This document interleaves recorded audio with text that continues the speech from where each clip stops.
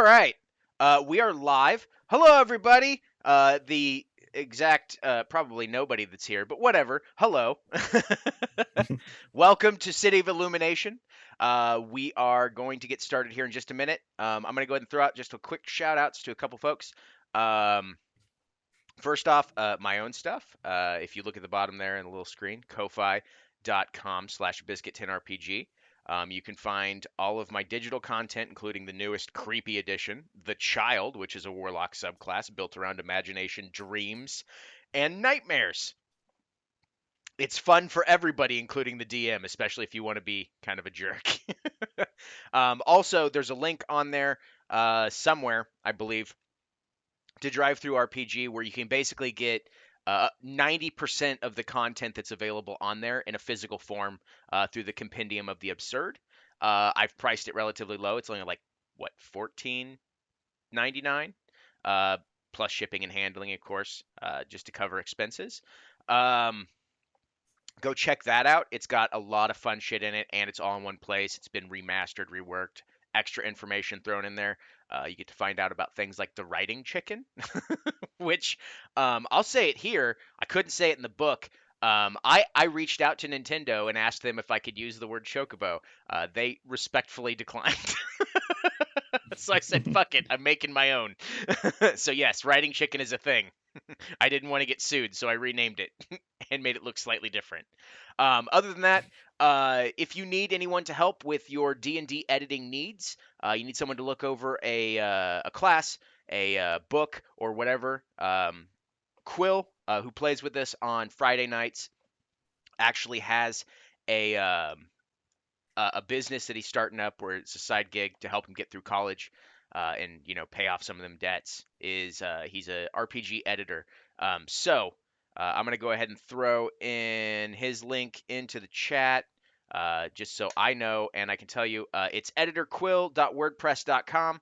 Obviously, my stuff, I'll go ahead and put in Drive Through RPG link, and then I will put in my Ko-Fi link as well, even though you can see it at the bottom. So go check that shit out. Other than that, I'll go ahead and hand it over to Mike. Thank you and enjoy. Hi, thanks, John. Yeah, hit up Quill. Great guy. Love playing him Fridays. And catch us next Friday. Hopefully we have the full team next week. So looking forward to that. All right, so we will jump right back into City of Illumination, where we find our intrepid heroes once again in a precarious situation. Well, not so precarious, more like, eh. So before we get started, I'll go ahead and summarize what happened last week on City of Illumination. So the party returned to the safety of the Ocean Walker, where Kiris briefly thanked the party and told them completed the rest of his bargain by informing them of a possible new ship that they could upgrade to. Somewhere located on the coastline near Epiketla, they would have to most likely engage and steal, definitely steal from some freeborn pirates. Afterwards, he kept to himself for a majority of the day, mourning the loss of his old companion, Skander, who they had briefly met in the Sinstone catacombs. Before they took a rest, George notified the party that him and the spies had noticed, or him and the crew had noticed some spies lurking relatively near the ship while the party was away. Um, Prompting them to investigate further, Sterling decided to send his three proteges, Rakati, Gassan, and Orestes, to find and track both the halfling young man and the half orc woman that were identified by George and the crew. Making their way to the Fortune Hall in Pendy, Jolas thanked them for a job well done and revealed to them the exclusive contract that he had promised, and that upon a completion, would elevate them to the next level as freelancers here, at least in the Grand Province of Narankion. He gave them their new contract, which was their clients, a arbitrator from the Arbites Guild in Torton. He warned to them, because some of them didn't know who arbitrators were, that they were incredibly pompous, arrogant, disdainful, but more importantly, they were very determined, relentless adventurers. Why they earned good contracts. Keep an eye on them because they relatively don't have a great track record with working with other vendors. Most of the time, they just simply use them and then discard them later. So, taking on the contract, they prepared for their hunting trip. And during that preparation, Sterling spies returned, saying that they had found the halfling spy and overheard a conversation that he was having with possibly another contact. That he was going to make, uh, uh, he was going to rendezvous with the primary contact that hired him to be spying on the crew at a local tavern, a notable tavern. So they chose to take matters into their own hands and find this contact. Arriving at a busy tavern, Godolino was the first to spot a pair of smoke methods, having a conversation up in the corner of the ceiling before they fled as Godolino gave chase. A chase began with Tav and Sterling pursuing the halfling and Godolina and Ox pursuing a hooded creature with great speed. Ox at first had their target, revealed to be an Aragonasi woman, but she surprised Ox with a charm spell and escaped both Godolina and him. The other pair didn't fare any better, suffering unfortunate bad luck and ultimately being bested by their surroundings, allowing the halfling to escape. Frustrated, Ox decided to remain and look for their Aragonasi woman. Waiting several hours, he fell asleep and was coincidentally ambushed by the Ganassi woman that he was waiting for. A strenuous fight and chase broke out, and resulting in many witnesses to chase or to the chaos and the death of an innocent. Ox returned to the Ocean Walker late, empty-handed, and blood on his hands. He escaped the party's unwillingness to turn himself in, and the party would leave in the morning to continue their contract, while Ox would awake, beaten, sore in a jail cell deep underneath the shirts of precinct. So that's where we pick up today, y'all. We have split the party again.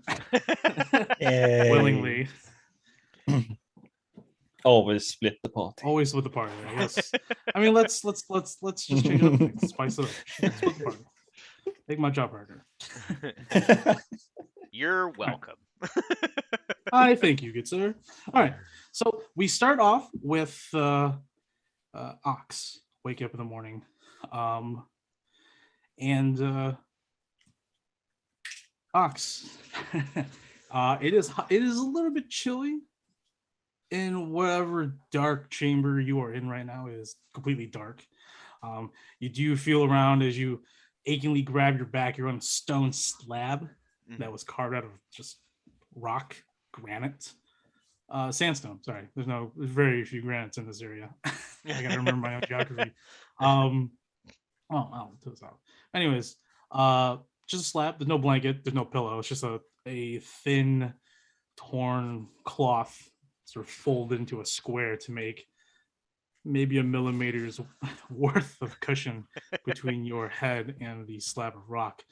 If you do get up, it is all sandstone, just completely covered sandstone. All walls are covered. There's no windows, no creaks or openings, except one side has a large iron rod door, just flat steel or flat board of iron with a handle. There's no little eye slide or anything. It's just a door, so it's still dark. You can feel some of the air creeping through the door. So thankfully there's something out there. And then there's a bucket in the corner of your little hovel. Sweet. I know what that bucket's for. The first time we're going to have going potty on a stream. Oh, God. All right. So I am in a cell. I don't know what time it is. You definitely feel a little bit well rested. Like you definitely feel well rested, but you definitely can still feel the sores and cuts and bruises all over your body. So you can estimate that it's been a good 8 to 10 hours that passed. Okay.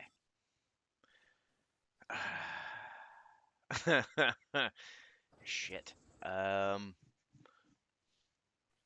right. I mean, there's not much I can do in here. I'm not going to try to break out. So, I guess I'm just waiting for someone to try to come talk to me about something, maybe. Because I did turn myself in, hoping to be able to explain myself, and I woke up beaten and bruised.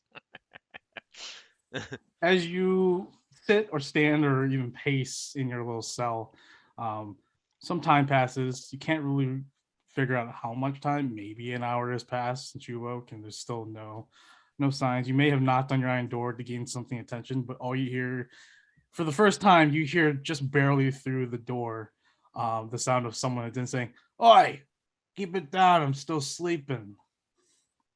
Okay, so it's nighttime? That's what I'm thinking. So another like few 10 minutes pass, and then suddenly a different voice echoes through most likely what seems to be a hallway in front of your door. And it sort of says, "Hey, you you awake, half orc boy?" Yes, I'm just sitting here waiting to explain what happened. Turn myself in, trying to do the right thing. Well, I don't know what you did, but I saw you pass by earlier this morning, and you were covered in so many bruises. It seemed it. I heard the guards saying that they all beat some guy outside the station, and I got to tell you, I'm surprised that you're alive, and also surprised that you just said that you're trying to explain yourself. Which, if you have the city guard beating your ass, I don't think there's gonna be a lot of listening. Well, sometimes you just have to put a little bit of faith in the law. Right. So is it true then? Well, I guess it depends on what you've heard. I act I was under I was under the spell of magic and I killed someone against my will. Oh, that's a shame. I thought it was true that you did kill someone, put your fist through his head with your own strength. Well, that physically happened, but I didn't choose to do it. Huh. Why? Why did I do it? Or Why did you why why did you choose not to do it? well, I I I don't want I was chasing I think a spy for some people that we had upset in a previous adventure. And well, she was dead set on getting away, and I was dead set on getting her, and she used magic on me, and then told me to kill everyone around me, and I unfortunately killed someone before I was able to snap out of it. She got away, turned the entire town against me because apparently I look intimidating, so obviously I'm the bad guy. Pause for a moment, and the voice responds saying, "All right, I get that. I know what it feels like to lose control or lose control of your body and kill people that you don't want to, of course." Yeah, just more power to the rage I'm gonna use against my enemies when I get out of here. Rage. What do you mean? Oh, I just family secrets taught down to me how to control your anger and turn it into a force for whatever purpose you desire. That exists? Yeah, it's it can be difficult to master, but once you do, ooh, the feeling of all of that coursing through your veins, it's pretty amazing. But I also play drums and tell stories. So you're telling me that you physically, mentally, purposefully put yourself into an unbending, relentless rage to overcome your troubles, even if it involves killing people, and you can then just wipe it away when Yep, you're done. that's what I do. You don't know how happy it makes me feel to hear that such a possibility exists in this world. What is your name? My name is Ox. My Ah, friends call me Ox. I don't know what my parents called me, but that's a whole different story. yes. No, I can agree with that. Maybe a commonality, perchance. Um, Listen, Ox, tell me more about this controlling rage. How do you do There's it? the moment inside my brain where I'm like, wait a minute, this guy's probably a bad guy. Well, it's just well, it's the ability to channel your emotions into a physical manifestation and embodying it inside. So if you, I mean, it just depends on what makes you mad. Like I just think about all the things I wish to achieve and all the times that I've been hurt. And I hone that into, I guess, the simplest explanation is you basically make a ball in your mind, and then you take that ball of energy and place it around your heart, and it goes through your extremities, and you use it to empower your blows against people. Let me get this straight. You're not mad all the time. You can Snow. just get mad. Yeah. Oh, then maybe you can't help me after all.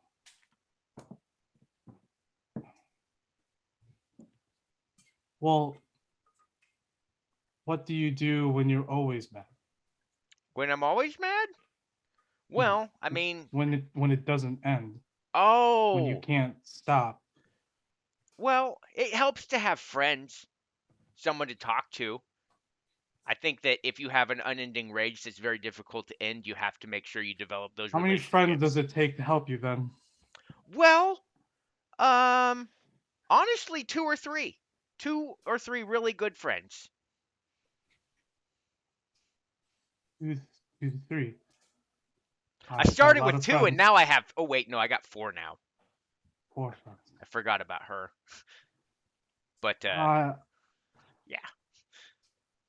I don't mean to be rude, Ox. I don't think you can help me then. Well, if you need help controlling yourself, I'll be your friend. I I don't think you want to be my friend. Um, Eh, tons of people have said that before, and I turned out to be a pretty cool friend. I have met several who have said the exact same thing. Hmm. Ox, my rage is insatiable. I dream about unrelenting fury. I just want to kill. And there's Oh. nothing that is capable of stopping me from doing this. I've had many people that I've trusted, I've put my trust in, and they are gone. And you suddenly feel this pressure build up across the hall, and you feel this aura, this demeanor. It is strong. Like your rage is refined. It also has a jovialness to it because Hmm. it's just your character, Yeah. to your personality.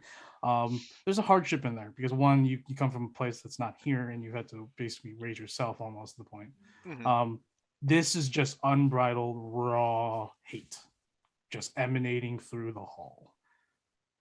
Yep. So, so like I feel that I'm like, yeah, you're someone that could really use a friend that will stick by you through thick and thin. That's exactly what I say when I start feeling that roiling through the area, because Are that's you just who serious?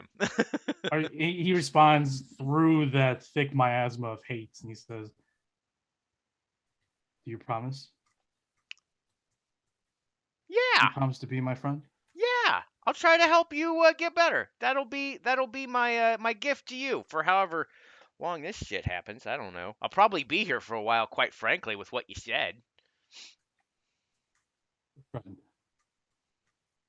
One more time. Okay, Ox. You have a deal. Be my friend and help me control my rage, and I will help you accomplish what you need to do. Sweet. More than happy to help. When the deal is set, my name is Laguna. It's a Ah, pleasure to meet you, Ox. And as he says that, it's like a congealed vapor of hate is sort of cresting at your door, pushing it inward. It's like a visual effect. It is very unnerving. so like literally like there's part of me going, sweet, I made a new friend, and there's another part going, holy shit, this is probably a terrible idea. But the So good outweighs the evil. this conversation continues in spurts for a little while longer, but we'll go ahead and Cool. switch over to the party real quick.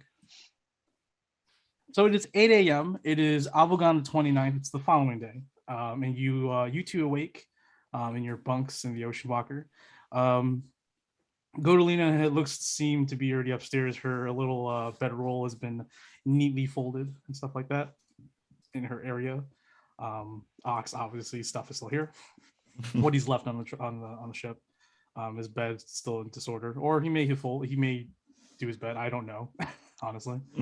He Uh, usually sleeps on the ground, so it doesn't matter. He doesn't even really he use doesn't it. have a bed. It's just this exposed area of the ship floor that has like the markings of Ox tossing and turning, like dust.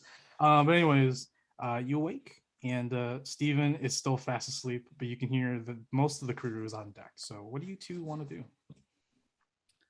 Well, I go and wake up Steven gently. Come on, Steven. Like push him a little in his stomach. Come on, Steven. I'm gonna eat you. Steven. You get a bomb if you wake up. All right, you got me. Here you go, Steven. Thanks, Mom. The way to Steven's heart is through his belly. Already knew that. That's how I made him my son.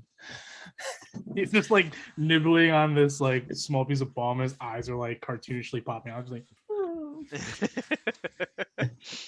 I'm addicted to this. Oh god. I need it to live, or the cancer spreads. Oh god. Unbridled cancer. It is Deadpool. It really is He Deadpool. really is Deadpool. Once he knows how to use weapons, it's game. Magic and weapons. It's game. He will be unstoppable. All right. Yeah. So what do you do? Sterling, what are you out of searching mode? You're gonna go. Yeah, I get up at this point. I guess I prepare to start leaving, get all my stuff. Ooh. I think I go tell my 3 trainees that I'm gonna go do another quest.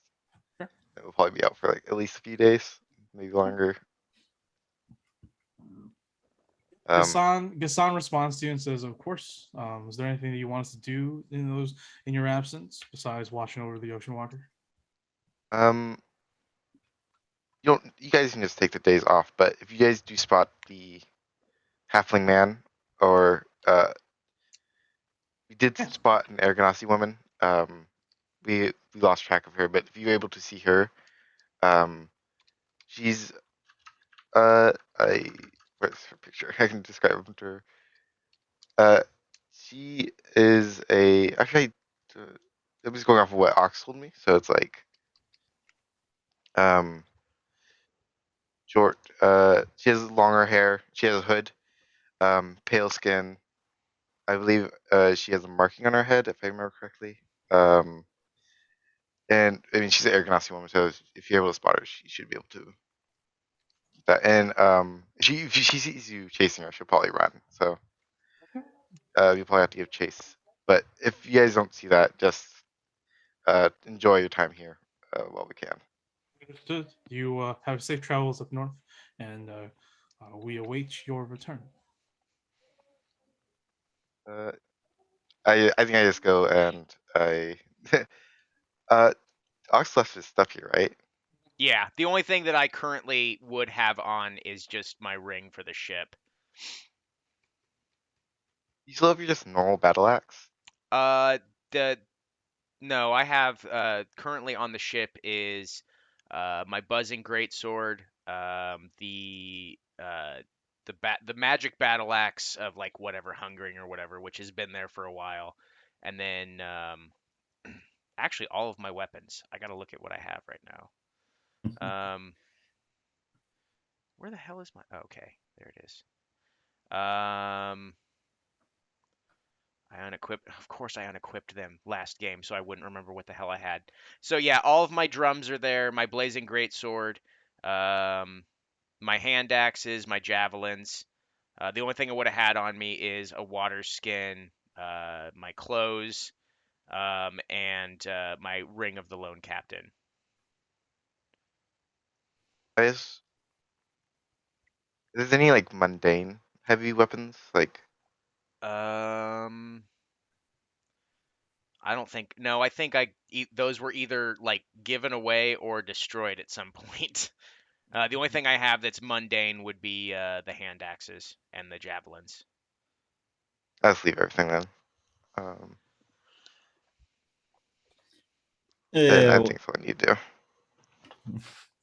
I'm gonna find Nassan och Komal, Ox's pupils. They're actually And up on deck and they're fighting with Kyrus. It looks like Kyrus is back in his old form. He's doing some rigorous training with those two. well, you probably heard, but I have some bad news. Ox has gone to Yale. Kyrus is like, I heard, good man, but also an idiot. Yeah, That's my whole life. yeah, you are 100% right about that. Could any of you just go and talk to the guard, see how he's doing, just to make sure he's all right and not dead, at least? I will go. I'll take these two with if they're willing. And you actually notice that both of them are beaten to a pulp. Kyrus has laid them down repeatedly. Like Kumal went down first, and then Kyrus just kicked him twice in the ground. Like you either get up really fast or you just take beatings down there. No other option. Kumal's like, I understand. You're really training well, Kyrus. I'm proud. Now that I need to move, still mourning, but I need to move on. And since Ox isn't here, I have the opportunity to let some of my frustration out. And both Kumal and the other guy just look at Kyrus like with betrayal. It's like, why? Why? You betrayed us. You're just beating us up for yourself. Okay. Well, we are gonna leave. Be probably back in a day or two. Hopefully, we'll get this done quick, and then we can move on. Stay safe. You're heading up north to the jungle, correct? That's what George sort of mentioned. Be careful up in that jungle. The winds up in that region of the desert and that jungle are pretty sporadic. So magic may not always be a possibility up there. Ooh, that sounds great. I figured you would have known since you're not from the area. So. Yeah, that's good information. Thank you, Kyrus. No problem. Stay safe. Don't die. Oh, Make also sure- one thing: watch out for statues. Statues? Do they come to life or? Not really. An ancient civilization used to be there eons ago. And they left statues. They're like guardians. And they're really hard to take down. So it's best to avoid them. Don't blame. Okay, it sounds ominous but fun. Okay, thank you. And then I'm gonna find my George is three. like, wait, aren't those the moving statues? Don't they like move throughout the jungle? So like you don't. And Kyrus is like, shh. It'll be fine. Wait, what? It'll be fine. It'll be fine. Wait, what? Okay, we'll be fine. I'm gonna find my tree and tell them to be careful of the Agenasi woman. So, And if they see them, be very careful. Very careful. Don't die, please. And then I'm ready to move on. all right. Yeah, Gibby is just like, all right, I need to kill that thing. What did I just say? Nothing. Careful, Careful. not kill. No, I'm not. Ox is in prison. Do you Right. think you're stronger than Ox? No, I'm not. I am definitely not yet. No, Don't try to no. impress me, because if you're dead, you can't impress me. very true word. I'm an idiot. Yes. Yes. Now go. Do music on something. Train your sword fighting. You need to be better. And I'm proud of you, but you can make it better. And then I leave. Turn around and just walk away. Bosu and Lorenzo are just like, of course, lady. We will wait. We humbly await your return back to the Ocean Walker. And Gibby's just like, yes, my lady. He's very, very. His pride has been hurt severely. All right. Ready to leave. All right, Whenever. So, yep. So you go to Lena, Steven, and Sterling head out. It is a 4-hour journey. So you each take a camel, or you take 3 camels because Godolina will take her own. And you make your way. So Tab, you have a casket of water on you? Yeah. Okay. I had a So how many rations everyone has? Because like I said, 1 ration, some water for a short rest, 2 rations for long rest. How many was I have 30. 30. Awesome. So I'm good. Godolina's also good. I think she took 2 weeks worth of rations with her. So There's also an extra cask on the ship since I left it there. okay. So eventually you make your way out past the Paradise Fields. As you're passing Paradise Fields is just this anomaly of a landscape of very lush green agriculture grown into the sand. It's a miracle upon itself. There are many armed guards. Obviously, it's a very important resource for the city. So it's heavily defended by not only armed monks and priests, just like your average Joe Schmoes patrolling, but there are like heavily armed and armored, sort of like light cavalry or light knights. They have some breastplates, but they mostly have like javelins, bows, scimitars, and they're riding on lightly armored horses. Each of them are wearing a very funny looking helm. It's a golden helm, but there is a large, like, sort of feather that sticks out. But it's actually 2 large little corn whips, like at tips of of grain of wheat. So they're just hanging in there. So all of them are wearing that. So it's really easy to spot those armored people. Making your way into the desert, you're just on normal uneven sand with your camels. Your camels are making a decent pace through it.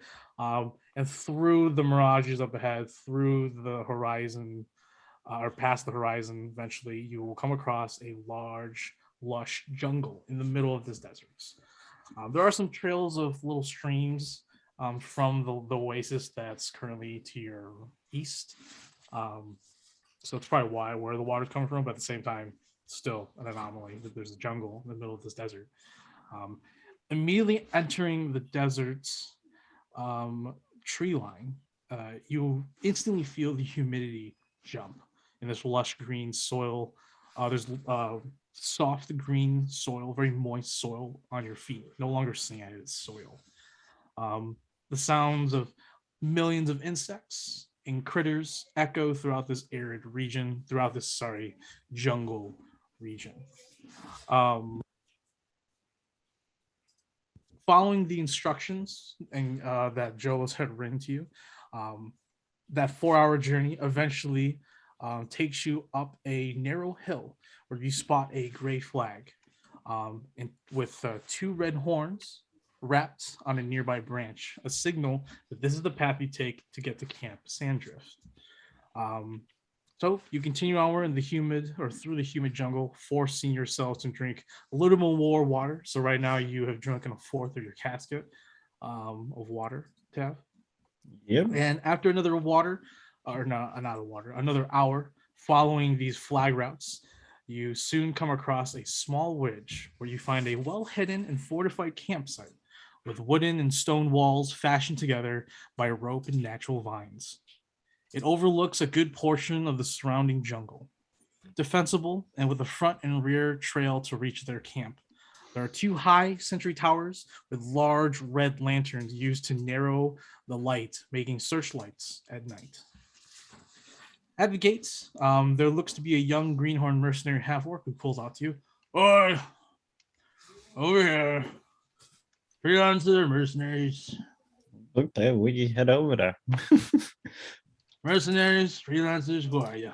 Freelancers. Freelancers. All right. Yeah. What's your names? We're the sand swimmers. Dancers. Like the children's tales. The real tale of the goblins that I can sweat. Yeah, I don't know. Yeah, the tales. Yes. Okay, okay. All right. Go ahead and just head straight towards that luxurious tent in the center of the camp and speak with Dr. Hugo. Thank you. Within this campsite, as you all walk through the gates, are hundreds of pitch tents of different forms and sizes.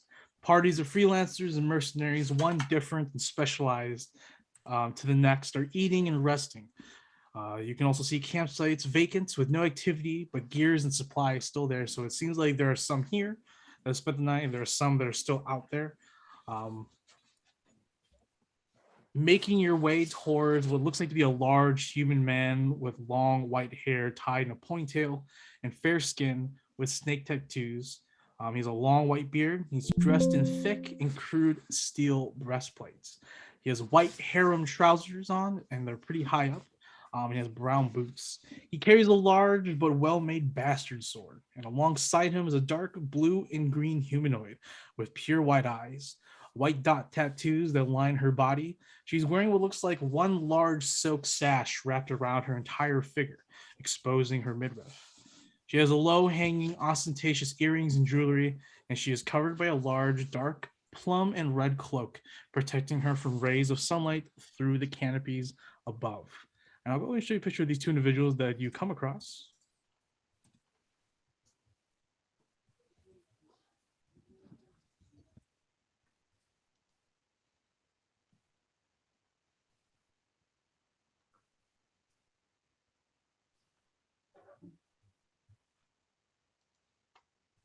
So here's the large burly man with the large sword. I'll post it in our Discord. And here is the woman. An interesting creature. Many of you don't really see this creature too often. It is a different race here in the world. So for Tav, you may be the only one. Oh no, actually, sorry. Sterling might actually see these more often. You both can make history checks on her.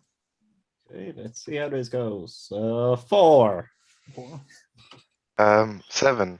You have no clue what kind of creature this woman is, but she gives off this feel of just pure observance. Like the white clear eyes are disturbing, and you feel as if she is witnessing every vital physical part about you. She's looking at your items, she's looking at your breathing, she's looking at your posture, she's constantly observing you and reading you. A little bit off-putting. Her tattoos are very elegant, simple, but have a very interesting pattern. They are very like thick laden paint that just have sticking, so it looks like this is temporary. So like she can change the patterns of her paint tattoo whenever. Her ostentatious jewelry are very beautiful and are very exotic.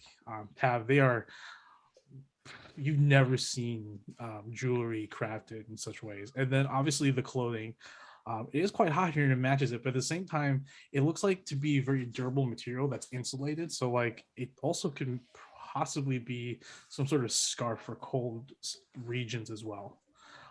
However, regardless, you can obviously tell that cloak is magical though, Tav.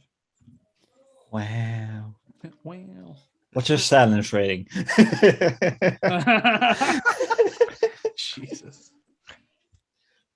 I'm not gonna steal it. I'm not that stupid. The large man introduces himself first.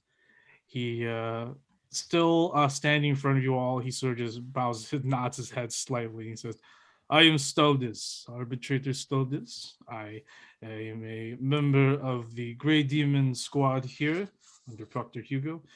Accompanying me is Arbitrator Kleiga. She is also a member, and we are to escort you to speak with Proctor Hugo to discuss your construct like everyone else. Come on. Okay.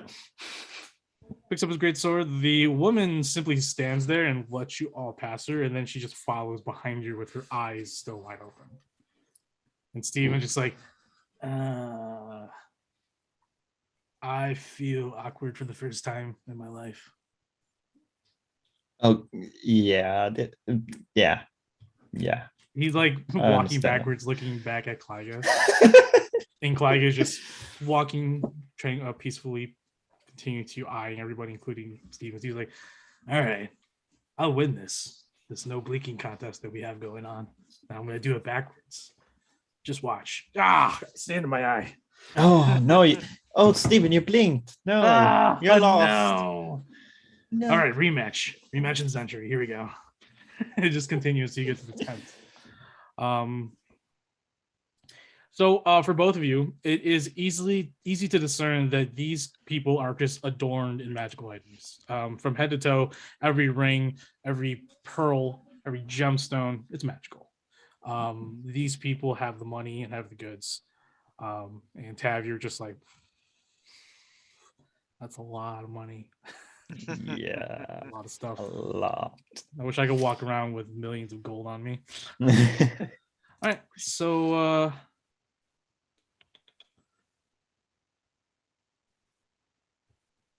as you walk through the rest of the camp, make your way to the very large carousel looking tent. It's like a very gaudy, large carousel tent that you see at like, I don't know, at like there's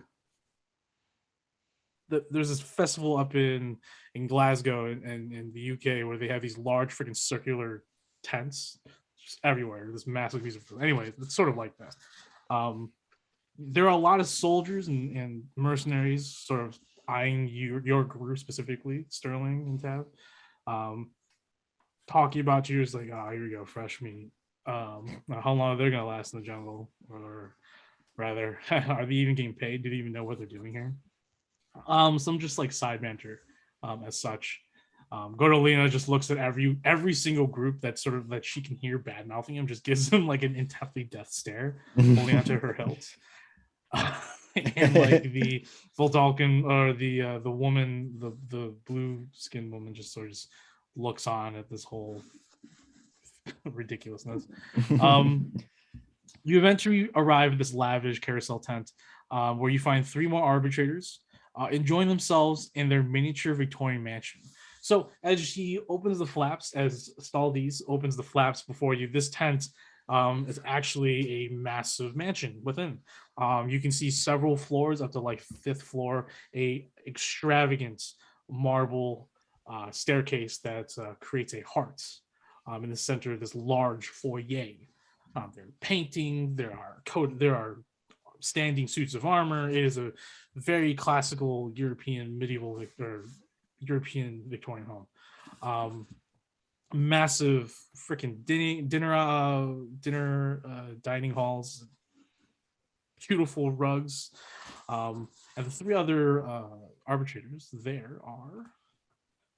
You see a bald woman. Oh, it's definitely a woman. She's bald. In a beautiful, beautiful, beautiful, beautiful dress. She has tattoos on her head that is bald. Sorry. I keep reading bald. But you notice that she has bracelets on and they're in the form of cogs. And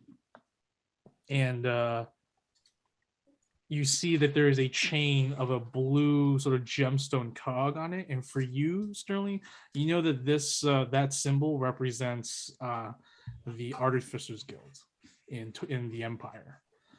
So that must make her a gear mage. A person that works alongside artificers that uses gear magic.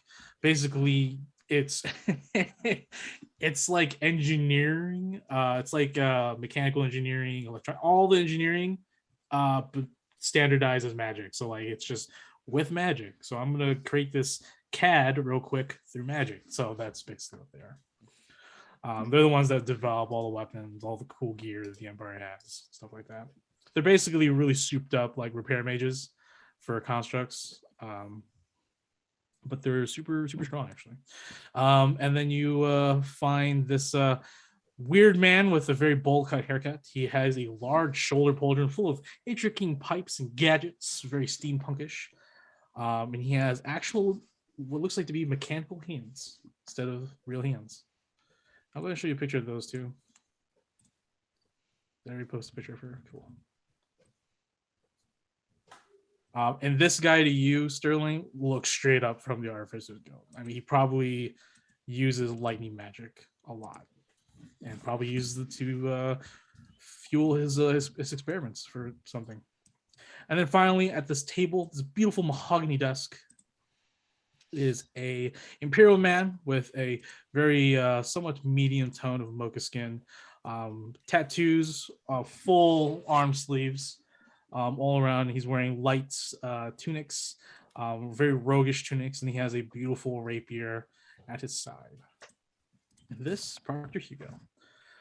Entering the door, Staldes closes the door behind you all, and you're in this main chamber now with all these arbitrators who are just casually relaxing and they're all looking at you from time to time. And Hugo sort of just gestures you all to come to his desk. Staldes goes and sits down along with Kliga, who goes and sits next to the bald woman, and she pours tea for the woman.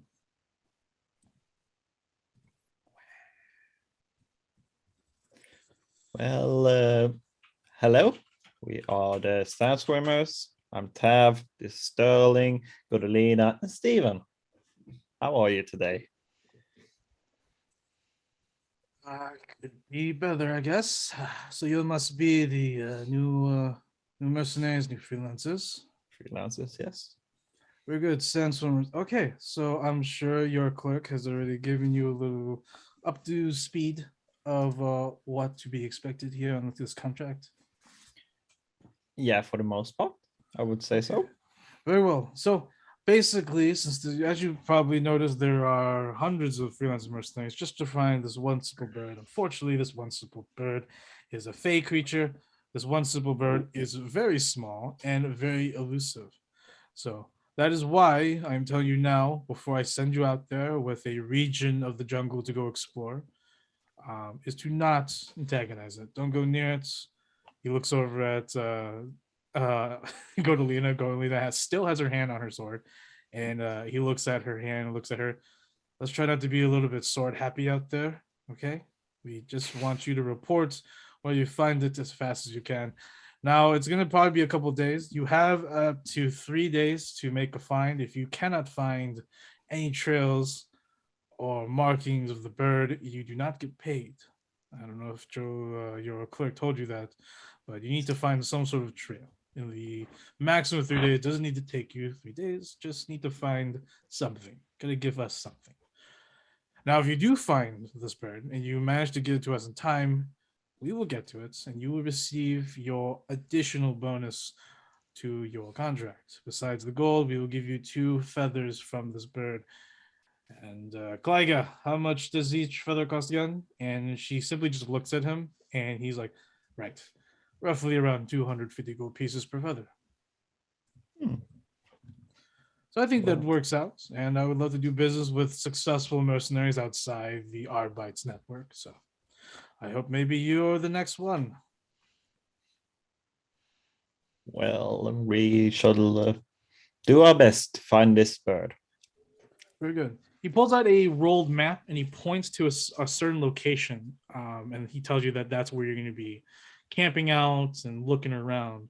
But before he gives you the go ahead, he looks onto you. He's looking at the map, and the bald woman steps up and says, Proctor Hugo, I believe one is missing from this unit. And Hugo looks up at all of you and says, 1, 2, 3, 4. You were recently, as she pointed to Godolina, you were recently added to this group. There's a tiefling unknown, but I can tell that you're a warforged, so you can't hide it from me. And you're just a pet. And he points at Steven. Hey, I'm not just any pet. I'm the pet. And Hugo's just like, interesting. And where is the half orc? Yeah, he ran into some complications. He won't be joining us, but we will still be able to do our best That of this he would mission. try to join us, but he's currently occupied. So we'll see if he's able to get to us. Oh, well, that's a shame. I see that you've not conducted business with arbitrators before, so I'll go ahead and let this slide. We arbitrators take what's written in our contract, and what he pulls out is a larger parchment, better parchment than the one that he's showing you and currently using. And as he unfurls it, magical writing appears on it, and at the bottom of it are images of all of you except Stephen, like arcane sort of outlines of each of you at the bottom, including Jolo's. We have a binding contract with your clerk. We cannot allow you to do the job unless all parties involved are part of the job. So unless your half-orc friend is here, you cannot partake in the job. So I suggest you head back and find him and bring him back with you however you can. Okay. From a jailbreak. There's no way I can convince you Justice wants to strike him from this contract. You would nullify the contract, and I don't do second chances. Okay, yeah. We'll go get him then. Thank you so much. Sorry for wasting your time. We will be back with Ox. Thank you. As you're walking out, you feel you hear some of the arbitrators sort of like chuckle at such an abrupt unorthodox way of trying to get into this contract without a full party. Yeah, Sterling, you would know that every word an arbitrator follows because they're the ones that wrote it. So if they break off whatever they wrote, that's also going to hurt them. So whatever they wrote, which they did write, all party members involved must be set because they will be punished if it's not followed to a T. That's their little thing that they have to deal with as adventurers. So all right, so Godolino walks out and she's like, I've never been embarrassed in front of people that I don't know but are extremely powerful in my life like that. We need to move out of here because I need to scream. I do too. I also need to hit a tree or something. Yeah, let's Ox is lucky that we need him for this contract, or I would be killing him right now. Yeah, I'm gonna stab him a little when we see him again. Oh yeah. I'm going to kick him in the balls, not once, but 10 times. Nice. Might help you. I have a feeling Ox is about to make some new acquaintances out of his friends. As you all head back out to the hot and humid jungle once again, wasting some more resources, you do have to take a short rest on the way back. So you do spend one ration and some more water. So by the time you get back to Pindy, you'll have gone through quite a bit of water, Tab. Because everyone's relying on your water right now. So you guys are back in the forest, and we returned back to Ox, back in the jail cell. A few more hours has passed, or a couple more hours has passed. Ox, as you and this Laguna have been conversing with one another. You find that this Laguna is a troubled young man. He killed his parents. He killed a lot of people, including guards. He just has this unbound hate for everything, and he's looking for solace. He's looking for salvation. And as you're conversing with this young man, you begin to feel that he is really trying to latch onto you, hoping that you can help him fix this. So however Ox feels about that, that's what you're getting out of this conversation. Well, there's only two ways to fix this level. Either figure out how to control it or you're going to die. That's what he was taught by his mentor.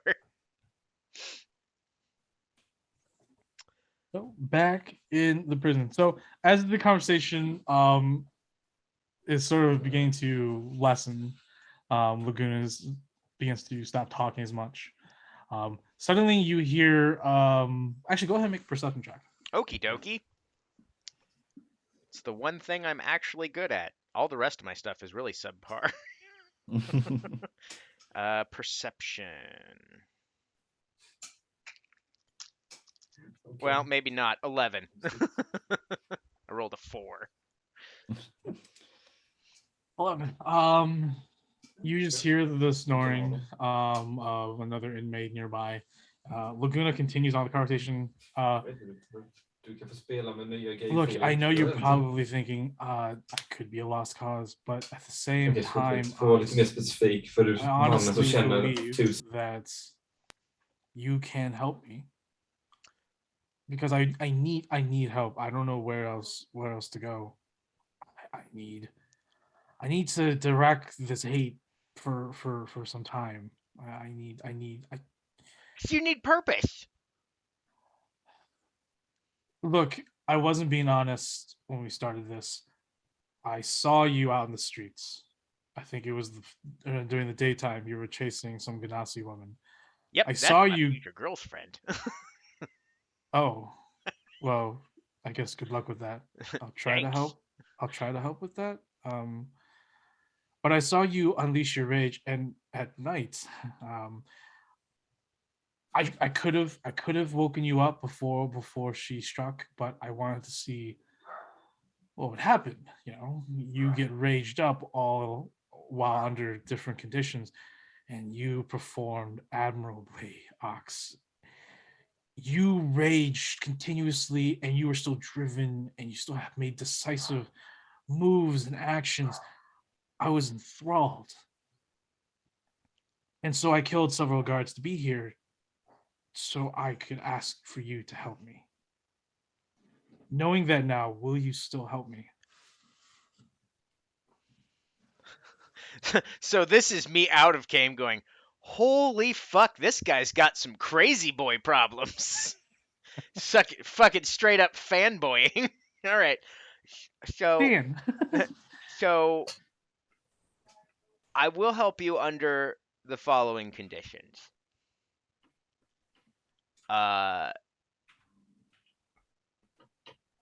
You cannot just kill people willy-nilly. You have to do your best to make sure that your rage, controllable or not, is directed at those who would do harm to innocents. If you can abide by that, I will do everything I can to help you. You can show me how to do that. I will follow you to the ends of the world. Perfect. Also, you may get a job out of this. Det är ägning. We Sure. got a boat. Sure. Whatever you say. Okay. So, as that conversation finally dies down, suddenly, down probably somewhere in this area, you hear a large Okay. clanging and banging. You hear screaming and yelling, grunting, and both of you, eventually finally hear prison break. Precis, det var första gången den här. And suddenly there is chaos. There is yelling. There are doors being slammed open or being opened, being slammed in. There are people screaming for their lives. It is now becoming chaos within a matter of minutes. You hear the grunting of some people saying, "Quickly, we need to find our comrade, our brother, our father, before more Shirta enforcers start coming down from above." Do Yes, I recognize that voice? No, you do. No, you do not. Okay. I'm trying to think if you would, but you don't. Okay. But what you can make out is sounds like a very rusty bugbear, though. Okay. I was hoping it wasn't Curious being absolutely out of his fucking mind. That is pretty funny. Yeah, speaking of curious. So as is going on, there is absolute chaos going on in here, and then suddenly in the hall there is fighting breaking out. You hear this, what sounds like to be a gnome fellow. Please, no. All I did was pickpocket. I can help you. Please don't kill me. And you just hear this just blood curdling roar. Someone who's in a fury just slice right through whoever just said that. And you hear this body fall to the ground. Blood begins to trickle in beneath your door into your room. You can feel it creep up on your feet. And your blood is beginning to tense up. Your hypertension is building in your blood. battle is ensuing. It's pumping you up, and in the hallway, you immediately also remember Laguna, and you can hear his door, just him punching the door, the wall. He's like, yes, yes, So yes. while that's happening, I will speak to Laguna and say, so the guys that are killing people all willy nilly, you can direct your anger at them. That is your first test. And then I'm gonna make myself ready for when my door flings open, because the first weapon I see, I'm gonna try to grab. Suddenly, as it's happening, more people start pouring into, I guess, your area of this ward, and you finally hear the door break open. Multiple doors in your ward break open, and suddenly yours breaks open. Light beams and blinds you momentarily, and standing before you is this large half-orc woman. She is covered in scars and blood. Her left eye is missing, but what she has in her hands is a great axe, and as she's about to raise it above her head, a fist goes right through her skull. And it pulls backwards slowly, and in the doorway, as the body slumps to its knees and falls in front of you, is this individual. And she says, sorry, Ox. I can't control it right now. And before you is Laguna. Oh God. I wonder what I'm about to get involved with. You ever watch the anime Fate? No, I haven't seen that one yet. Okay, because basically using their kind of art character arc, because it's one of my favorite characters in the anime. Du var verkligen snabbt inne på Karens nyligen. Where the fuck did they put him?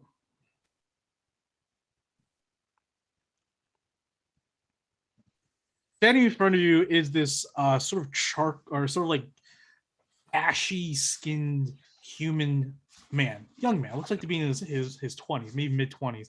He has shorts, dark tealish bluish hair, sort of scruffy, and the most immediate feature, besides his red clothing with his upper torso fully exposed, and his red headband, is the plethora of tattoos that adorn his body that are in black and red ink. And he has yellow eyes, and he looks like a madman. He stands before you. Go ahead and put this right there. Boom. This is Laguna. Hello. Laguna looks like a pirate. We're gonna have fun. He looks for his like, and you see that he's already in rage mode, so he's raging. And he takes a step forward, but he sees you, and you see his eyes sort of flicker for a moment, and he turns around and says, "There's more to be spilled." No innocence, otherwise I put you down myself. And I follow him out the door. Because I'm keeping an eye on him. All right, so on the map in Roll20, we'll go ahead and jump over. All right. I pick up that great axe, by the way. Okay, so you have a great axe. Yes. Awesome. I will go ahead and try to find a great axe for my inventory. Inventory, manage, great. If I could spell the word great, that'd be nice. Oh my God. Why did I spell Geralt? Geralt. Geralt of Rivia. All right, so we're going to go ahead and add that to equipment. Research. Intelligence. And go back. Great axe. Equipped. Perfect. Now I have actions. You good? Yeah. Okay, let me go ahead and pull up Roll20 on the screen for everyone. There we go. All right.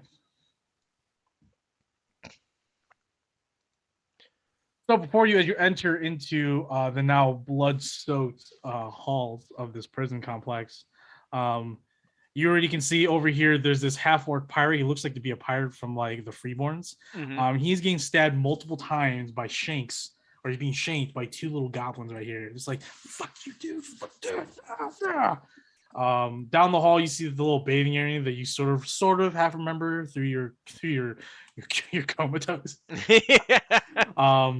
You see that one of them has been spilled. There's a dead body over here, and there's this large, brooding bugbear with a scimitar and a javelin.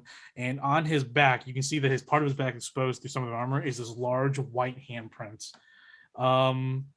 Would Ox know about it? No, you would not know about Iron Hands. And then further down, you just see more wanton killing of the inmates between each other. The bugbear is pointing over here. He's pointing in this general direction. Say, boss, the enforcers, they're piling in. We still haven't found him yet. But there's no response yet. So I'll give you two the first round of what to do before we roll for initiative to just give a order. What are you doing? So Here's the I Goliath instead. yep. So I'm gonna tell Laguna the bugbear is the target, and I'm going to. That's his job. I've decided. And I want to. I don't know who the hell. Do either of these three or these two or this one, do they have a hand mark print on them? I'm trying to figure out who has broken in. No one. The only one who has a hand mark is this bugbear in sight. Though you hear fighting coming down from here, and you actually hear like what sounds to be Shirta saying, "Put down your weapons now, or we will kill you on sight."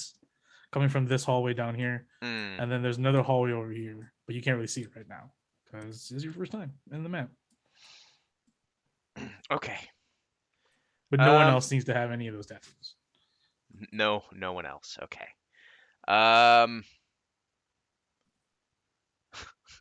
Shit.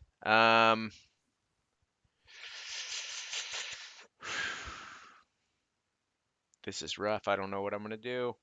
Because I don't want to kill anybody that. Well, I mean, to be fair, I'm gonna move up here, and these guys are. You know, They're shanking this. They're poor shanking guy, yeah. this guy. So I'm going to. Okay, so I'm right here. So I'm gonna go here. And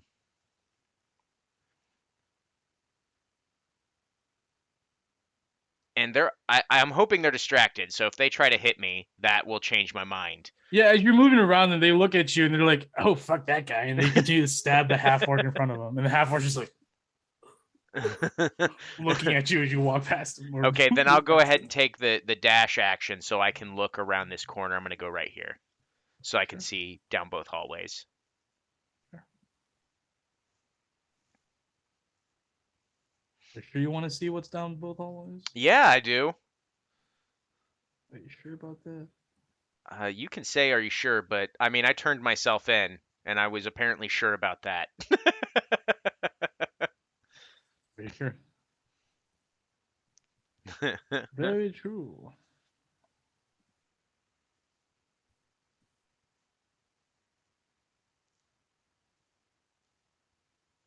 Almost done, and here we go.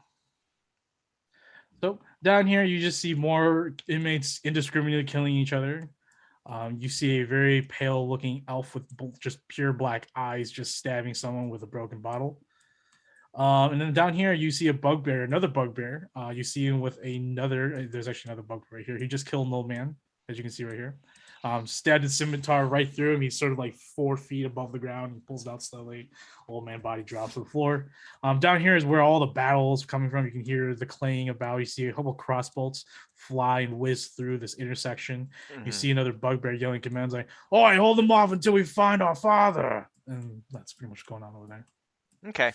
Well, I guess I've already used my action, so I can't do a whole lot. So I'm just gonna stand here, and I'm gonna prepare my next attack. So I'm going after the bugbears because they started this bullshit and they're indiscriminately killing people. And the bugbear is like, "Oh, we have a big one over here." And the other bugbear looks over, and is like, sort of like truckers at a truck stop.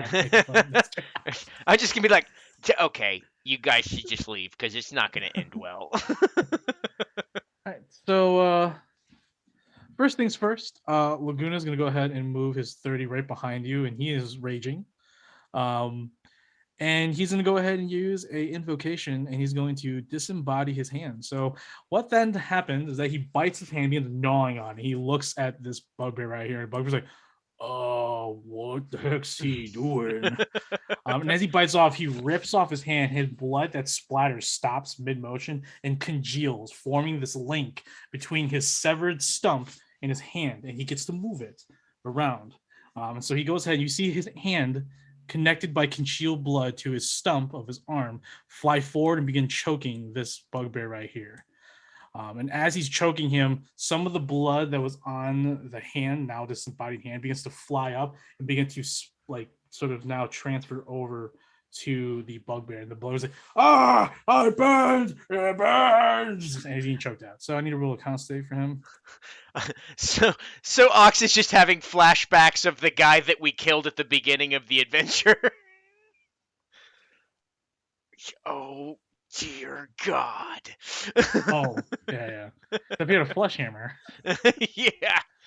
10, so the bugbear fails, so he is grappled by Laguna's hand. That's been stowed way over there now. And then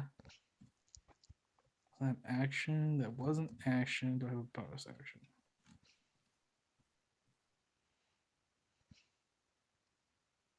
Oh, that's all I did do right here. I did do damage to him, so he is still raging. All right, so we go ahead and roll for initiative. Okie dokie. 14.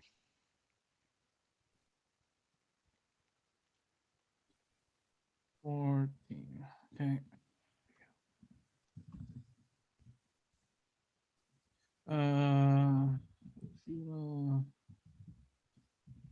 Bugbears. Now I will tell you right now that your ring is not on you. Okay. And who the fuck are they? Oh, sure it does. All right, so Ox, you got a 14. Yep.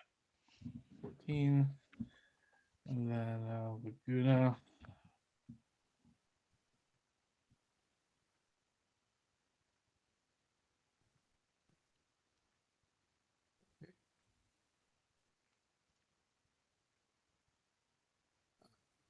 Wow. This disembodied hand is slowing him down. Well, certainly wouldn't speed one up. Wow, sure does. Okay, for sure, bro. All right, so top of the order is the Shirtas. The Shirtas are continue to push down here, and another bugbear is. There's too many of them. And you hear a bellowing roar coming from here. You sort of remember this voice. It was the voice of that half-orc jailer who basically processed you the night before. And he also partook in the beating of you outside the city watch. He's like, oh, I'm gonna enjoy this. You definitely remember that voice, barely. All right, so that's happening. Ox, it is your turn. Okay. All right. That guy's being choked out, so I'm going to go... you know what? If I go after this guy right here, will I have advantage? Which guy? The one that's being choked out by the hand. Sure, yeah. Okay, cool. Then I'm going to go right here, and I'm going to... yeah, why not? I'm going to go ahead and bonus action rage. Okay. Wild Surge. I rolled a 2, which gives me... I teleport up to 30 feet to an unoccupied space that I can see until my rage ends. I can do it as a bonus action each turn. Sure. I've become Nightcrawler. So with that, I'm just going to go ahead and bloop. I'm going to go right here. And I'm going to attack that guy with advantage. Actions. Great axe, advantage, roll. 17. Definitely hit this guy. All right. 16 slashing damage. You carve deep into the very rough exterior of this bugbear. He's definitely a rugged individual. Definitely doesn't, not from around here. These bugbears are freaking, they look like they live in the middle of nowhere. Okay. Well, that is my turn. All right, so we're going with bugbears. Down the hall over here, there's the larger booming voice. Is the one that you first heard earlier. He's like, "Oi, boys, Father ain't in here. We're getting out of here. Back in the sewers we go, lads. And you hear a couple of splish splash coming from this hallway. Hmm. The rest of the bugbears. This one's gonna try to break the gravel. Mm-hmm.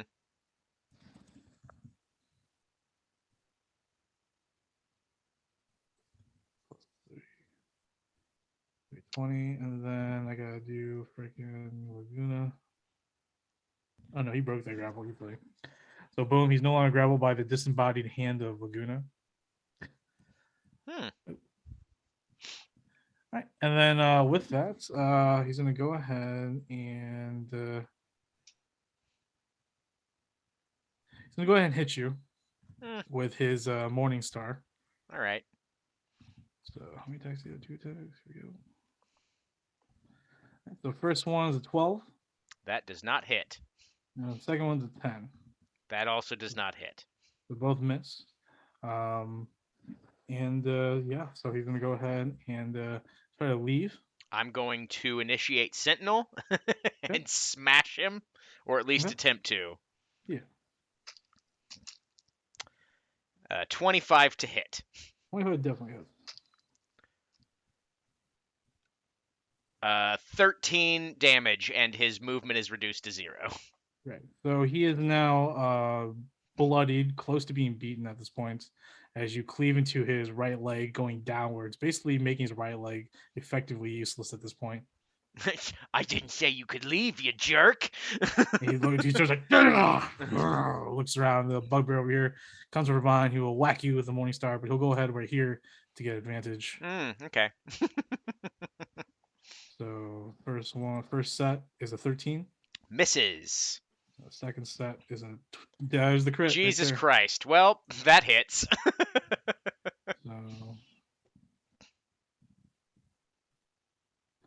all right, so here's the crit. That's 28 points of bludgeoning damage. All right, so half of that is 14. 14, correct. All right.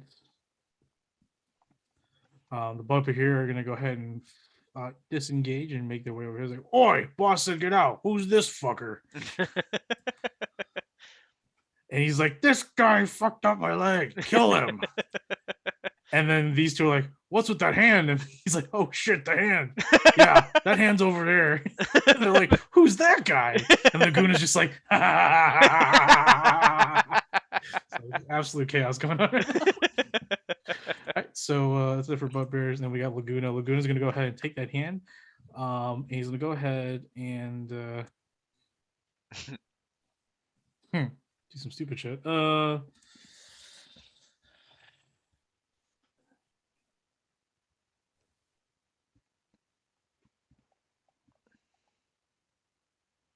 He's gonna go ahead and once again he's gonna take his hand. He's going to shit.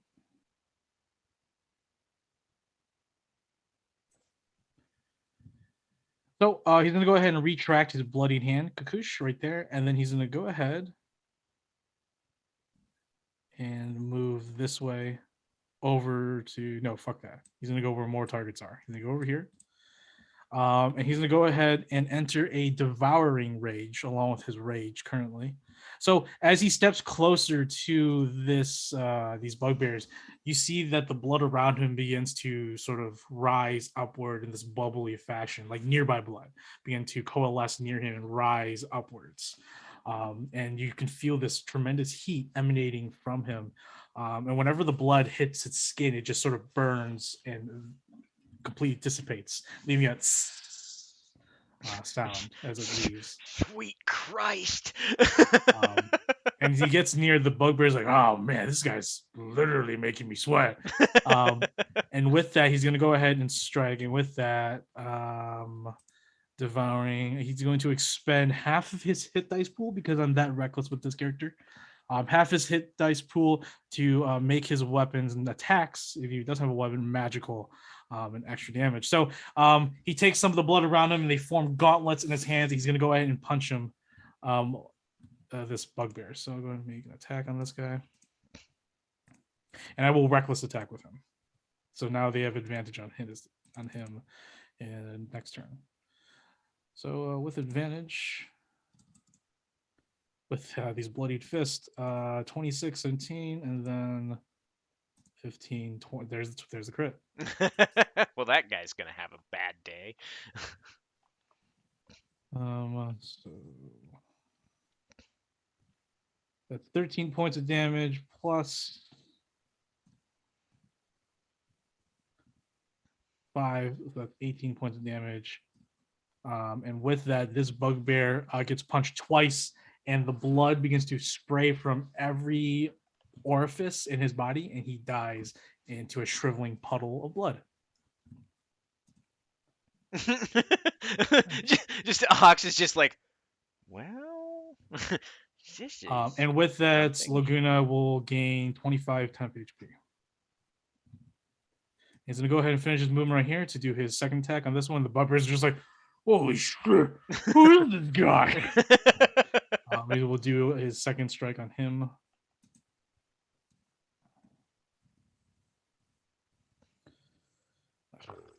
There we go. Once again.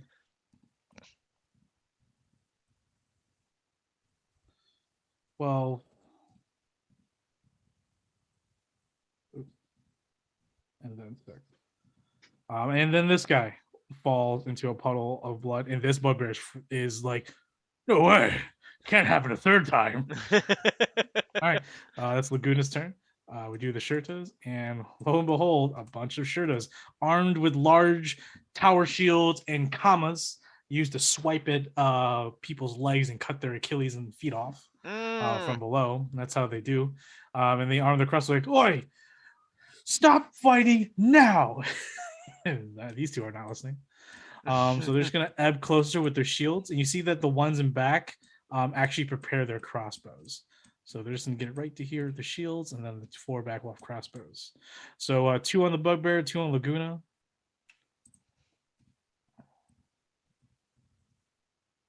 So 2 on Laguna. So that's a 17 of 14. I think both those hit. No, one of those hit. One of those hits. And then on the bugbear, neither of those hit. So hilarious. So 6 points to Laguna. All right, and then we move on to Ox. Your turn. Okay. So I'm going to tell Laguna to stand down. And I'm going to basically try to bury the axe in this bugbear that started this shit, as far as I'm concerned, and then let go of it. All right. Please hit. 14? 14 does not hit the bugbear. Well, shit. All right, well.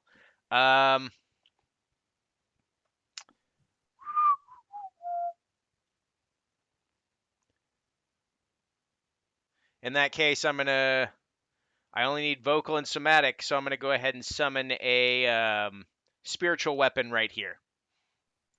Yep.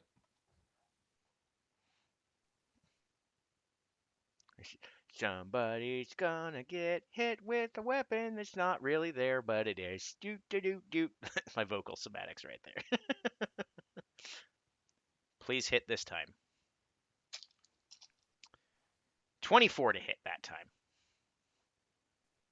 That's I only cast it at a level 2, so it's just the normal 1d8 plus 2. And that is 8 force damage. fine. Force damage. It is on the cusp of life.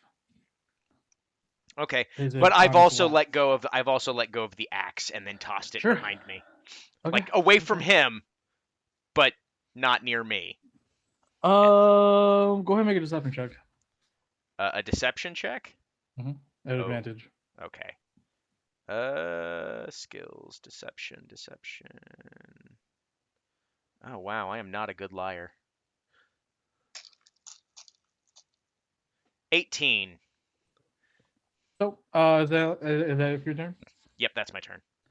All right. Upon hearing you, Laguna's gonna go ahead and make a check real quick.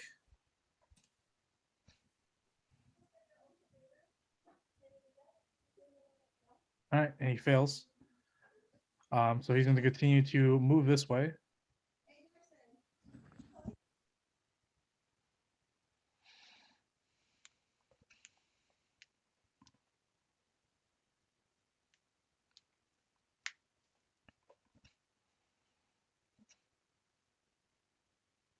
All right, so Laguna failed, of course.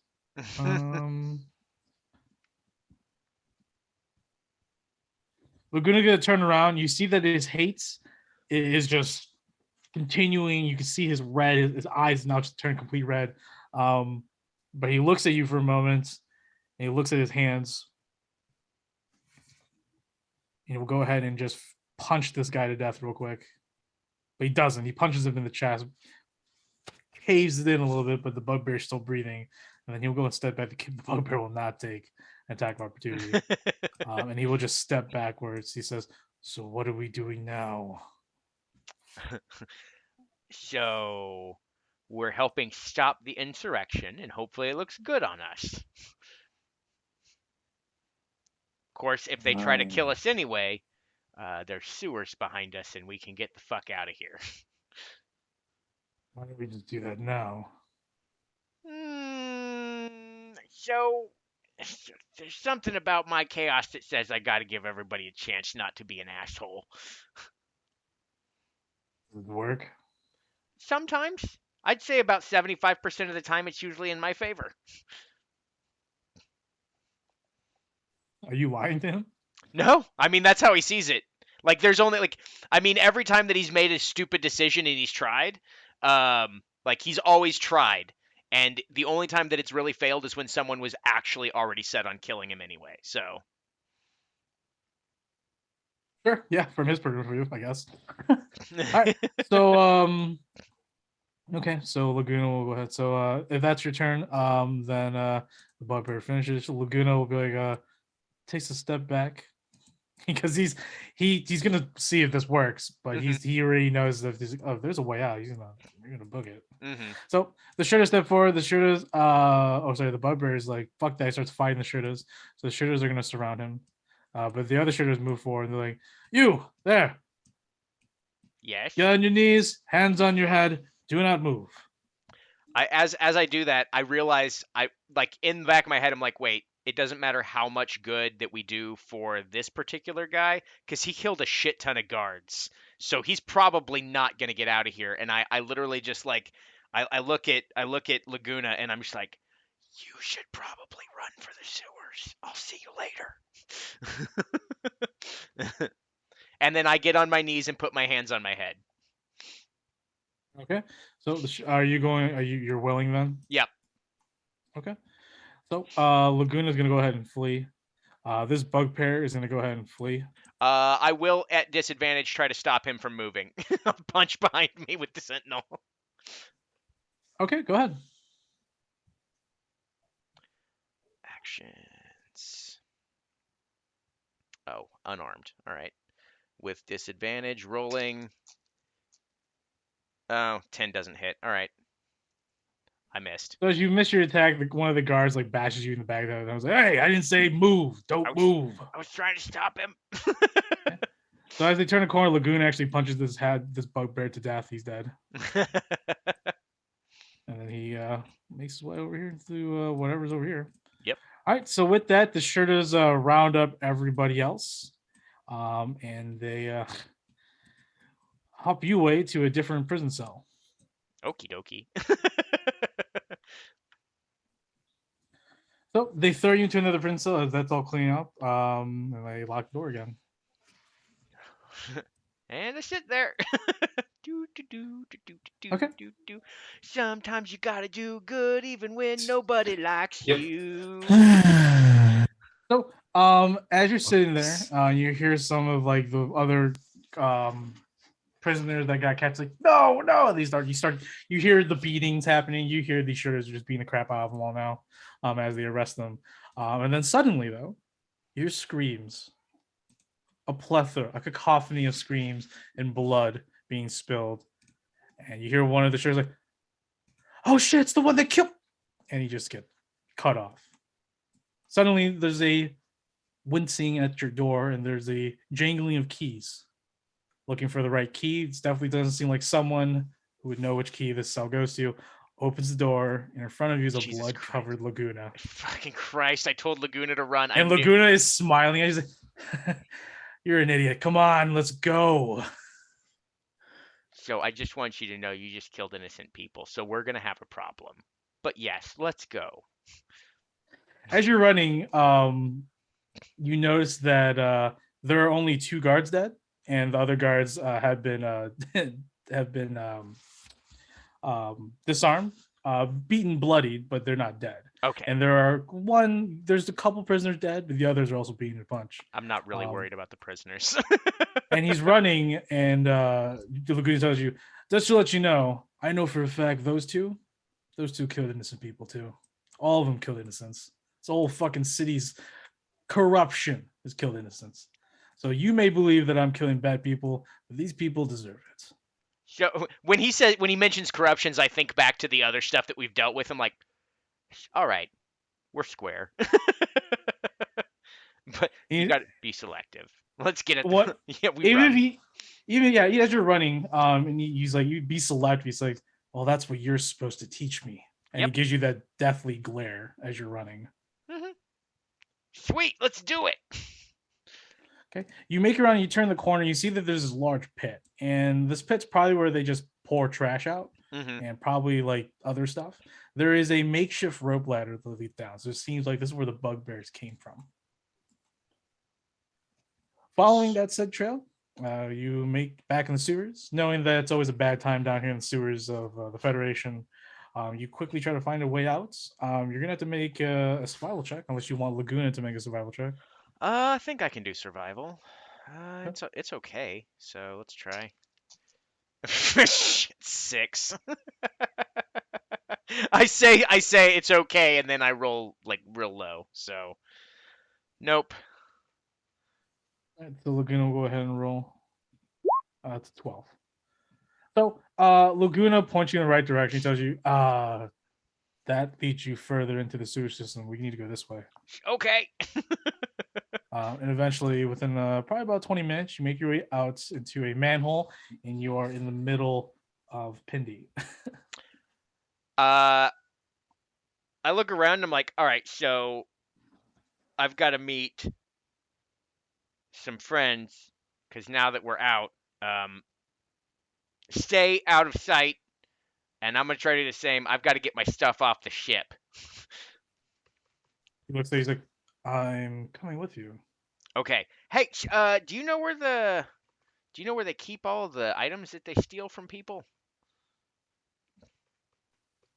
Well, as you tell him, he's like, we need to go back. Okay. So I guess we're going back in. So I need my ring.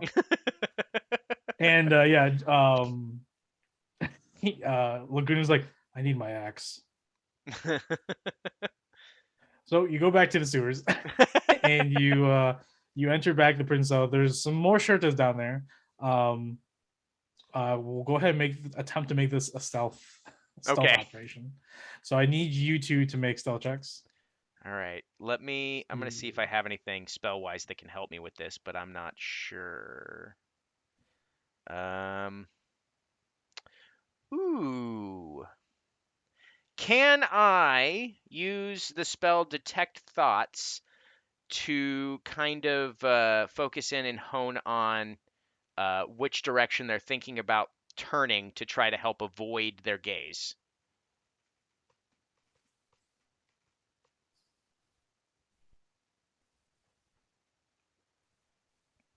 Because if that doesn't work, nope. That's not something I can use. What's your arcane focus? Because you do need a material component for this. You need a copper piece.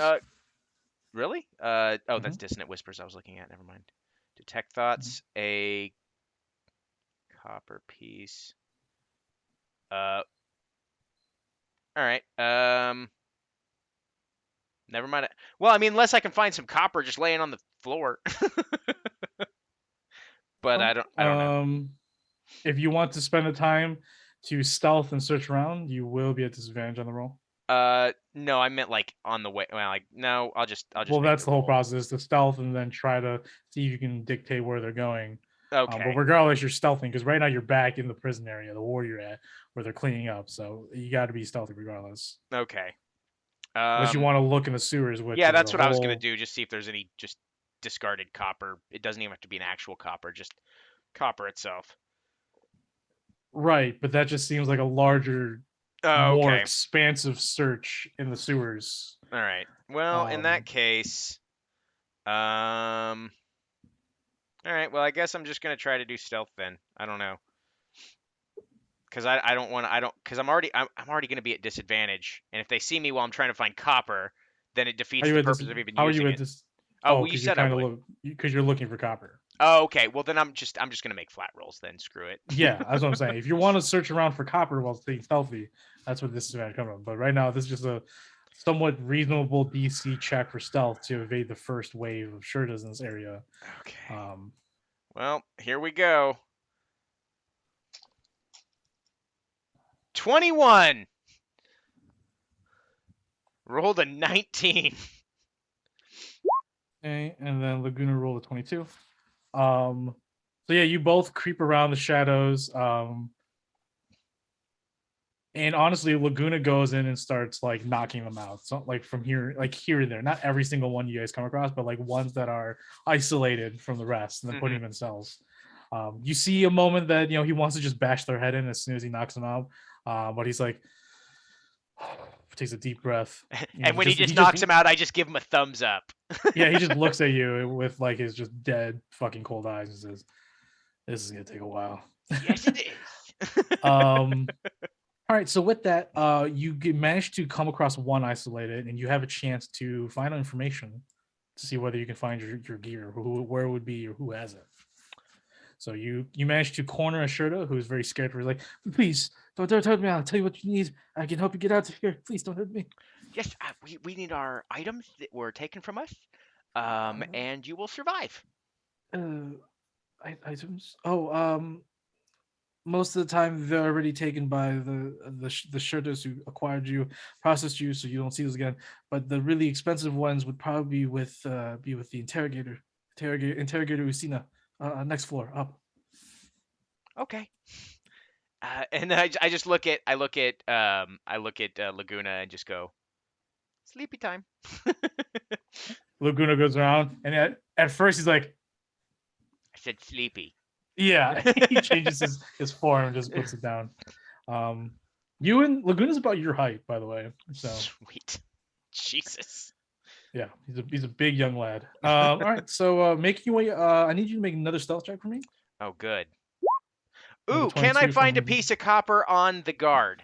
You can go ahead and make a quick check on him. Yeah, go ahead and roll investigation Investigation. or perception or whatever. Well, I rolled a 21 on investigation, but So make it, yeah, that's fine. If it's your perception check too, that's fine. Okay, so you find a couple of copper pieces on him. okay, that's all I need. So I will now use the detect thoughts, using the one piece of copper that I have. Okay. Where is it? Detect thoughts. There we go. So you learn the surface thoughts of one of the guards. Okay. The ones that specifically are like kind of in our way to see, what the easiest way around them would be. Okay, but realize you can only detect surface thoughts of what they're thinking at their mind. You can't delve into where they're gonna go. You can only just hear what they're thinking about. At that Then I moment. think there's That's an altered way I can use it. I think it lets me detect.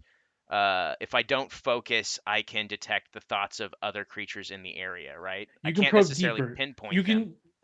can, right, but you can probe deeper. I'm saying that initially, if you don't want to probe, you can just read surface thoughts. But if you want to Okay. probe deeper with detect thoughts, then it requires a check. And if they can find out that they're being probed, that's all I'm saying. Yeah, I'm just gonna be listening and walking around him, and then if he feels like he's gonna turn, that's when I'll try to duck. Like surface thoughts, I'll stay there. Okay, using that spell just for that sake, we'll go ahead and give you advantage on stealth checks. So both of you roll stealth checks again with advantage. Okie dokie. So he's got a 22 when you go to this. Advantage. 16. 16, yeah. So you evade the final wave, and you make your way up to the second floor of this underground complex most likely underneath the Shirta precinct in the city of Pindi. Make your way. You find more barrels, the smell of incense. People, well, mostly Shirtas drinking, stuff like that. And I'll go ahead real quickly, just bring you both to a different map because I did have this planned out that you might want to go and find some things. Where did I put you though? Oh, last right here.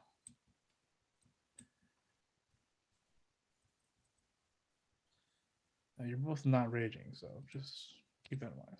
Oh yeah, I'm aware that I'm not raging. I've got 2 more of them bastards I'll stored delete up. those in a minute. All right, so real quickly, back on this map. Okay.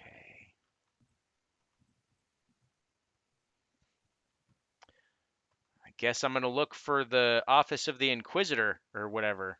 Interrogator. Interrogator. So Laguna goes and makes his way forward. Stops over here in the corner. Yeah, I'm just gonna. I'm gonna. As I'm following, I want to see what's down this hall, up here, or if that's a doorway or whatever. I don't know. It's probably a wall. This is the wall. Okay, then yep. I'm gonna come right over here. Okay. So looking down here, you can see that there is a locked door with 2 guards, another door with some candelabras or torch sconce right here. It looks like a main door leading up to another floor. And you hear a lot of talking coming from this direction. But on the front door right here, you see written in you can read Common Rhapsody, right? You can talk Common Rhapsody. I think so. Let me double check. Pretty sure you can. Where the okay, languages. There we go. Yep. Rafsian Federation. Yep. All right, cool. So you see it here. It says Interrogator Usina. Looks like that's her room. Mm-hmm. All right. So Laguna's like, just gonna bust in there because that's all I really know what to do is just bust into things. I just go. Here, tell you what. Maybe I hear a lot of people come this way. I'll cause a distraction, and then you can get in there. Perfect. As long as you can get out without being tailed. You've Don't. noticed closely on his back, like his tattoos, that his tattoos cover what looks like to be millions of scars on his body. And he just gives you this big, awkward, devilish smile saying, if they hurt me, that just works out in my favor. I look at my own scars and go, I mean, fair enough. So as he turns the corner, he says, gentlemen, I have a proposition, and immediately a crossbow flies and hits him in the chest. And as you see that, you see a small glimpse of euphoria on his face when it hits his flesh.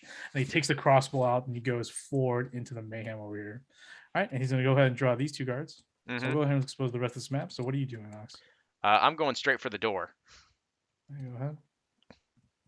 The door is locked. All right. Then I will cast knock. Okay. Wait, let me see if I need anything. Nope, it's just vocal. Yep. Knock, knock. The door unlocks. And I open it slowly and peek in. Here again, you see a very comfortable sort of chamber. There's a large, massive holding pen made of iron bars. There's a beautiful couch with a sort of elegant, comfy chair and a table in between them, some books and shelving, some bottles of wine. And then there's a room nearby where you can smell incense and alchemical properties, along with someone saying, hey, who goes there? And who goes there? Well, I mean, I'm going to go ahead and walk into the room and close the door behind me. Okay. And I'm just going to be like, I'm just here to pick up some stuff that was taken from me. They sent me up here. I don't know. By the way, you are like completely naked, so. I have my pants on. No, he took everything off of you. What? All right. Well, security measures. Can't have you hiding everything unless it's up your butthole. Well, that's where I'm putting my ring next time. Where I put my axe. Where did you find that? Don't ask questions. Don't ask questions. Let's just go. I'm gonna go ahead and try to find some cloth laying around to just kind of wrap it around myself. Yeah, there's some parchment over here on the wall. Some parchment. Perfect. Grab some parchment. Hold it as over you my get into- nethers. Into your interview, you see this masked woman, and this interrogator looks like a goddamn freaking torture chamber. Many torture things. There's dead bodies all the way on the other side as well. This is a very, very terrible, terrible scene. In front of you is this woman. You can't tell their ethnicity or their race right off the bat, but it is a woman, at least by stature and by the sound of her voice. She looks like, do you know what you're doing here? Who the hell do you think you are? What are you doing here? I just told you. Why do you Who ask let me you so out of many your dumb prison? questions? Guards, guards, get in here. Take this fool away from me before I kill him myself. And I look at her and I just say simply, okay, so I'm going to ask you one question. How many innocents have you killed? She sort of giggles. It's like, there are no innocents in front of the law of the Federation. To which I say, wrong answer. And is there a weapon or anything that I can use as an improvised weapon nearby? There are a couple, but yeah, they're all considered improvised. Okay. Well, then I'm gonna grab something. I'm gonna lunge at her, and I'm literally gonna just. Well, before that, we'll Bash. roll for initiative. Okay. Perfect. Please go first so that I can make this happen. Probably not. 13.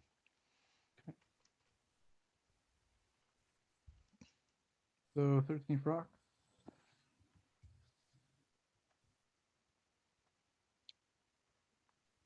Five. All right. So your turn. Okay, cool. So I'm gonna grab it. I'm gonna smack her in the face. Is what my thing is. Yeah, you can try. Yep. And I'm gonna say, I just want my stuff and my friend's axe. That's. So I just roll strength? You roll an attack roll, and you just choose your strength modifier. That's it. You don't gain Okay. proficiency or anything. So it's just your Okay. strength mod. So I'll just roll strength. Jesus. Well, that missed. 10. Okay. Yeah, for sure. But I just want my stuff. Okay, yeah, she looks at you and says, "You're not getting it, and I wouldn't even give it back to you because I don't know what you're here for." Okay. All right, so is there anything else? No, not this turn. Okay. Oh wait, maybe. Since I Mhm. haven't done my bonus action, let me see if I still have a spell slot available.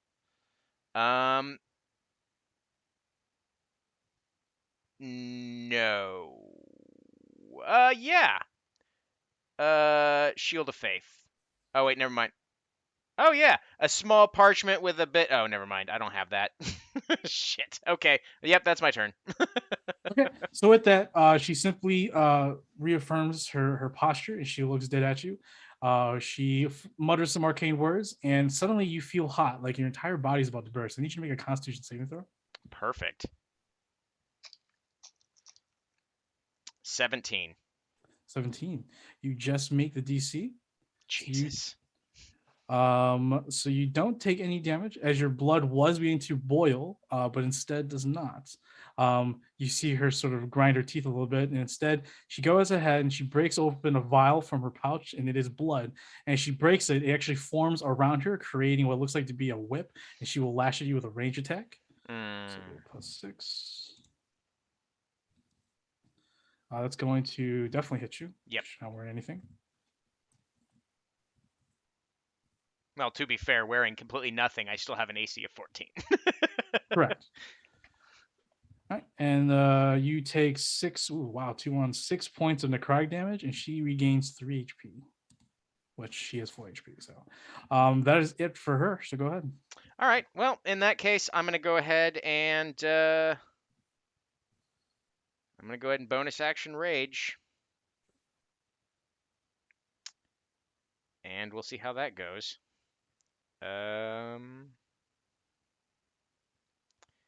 Rolling my wild magic, a 1. Oh, cool. Sweet. Shadowy tendrils lash around you. Each creature of your choice with it. Yeah, so needs to make a con save or take a die 12 necrotic damage. My con save is 8 plus my proficiency. What the hell is it? 8. Roll the 15. Oh, okay. That's probably it. Yep. All right. Well, Okay, I still gain a die 12 temporary hit points, so that's good. cool. And I need you to roll a percentile on the Fettered Wild Magic table. Perfect. I gained 1 temporary hit point. Awesome. All right. A die 20. Percentile. Oh shit. Never mind. Get out of here. Percentile. 7. 7. All right. You cast Fireball at 3rd level on yourself. So you automatically fail, and then this one's gonna have to make her dex save. This is gonna hurt. Okay. So that's 13. So Oh she my fails her DC. 'Cause God. your DC would be 15, right? uh, No. What's your magic DC? Spell DC. my spell save DC is that's dead on 13. 13. So he passes. So she only takes half. So go ahead and roll damage for a 3rd level fireball. Is that spell. like 6 die 6? It's yeah. Oh Jesus.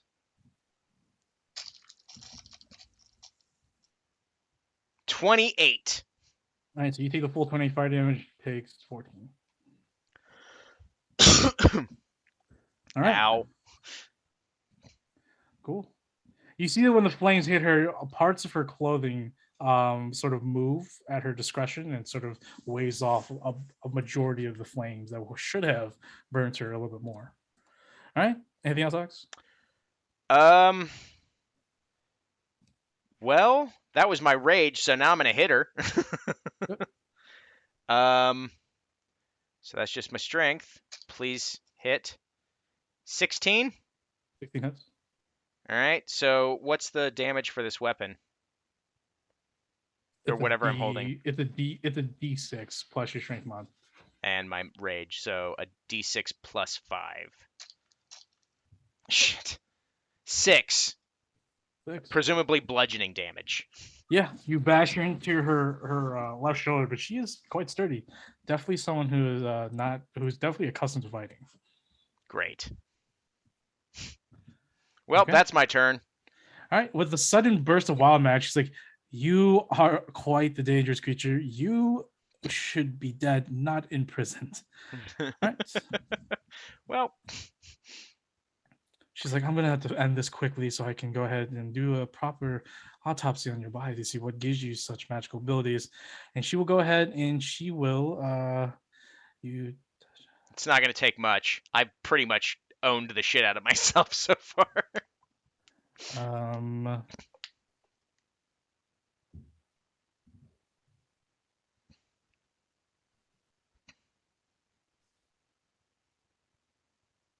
Right, I need to make a spell attack against him or you.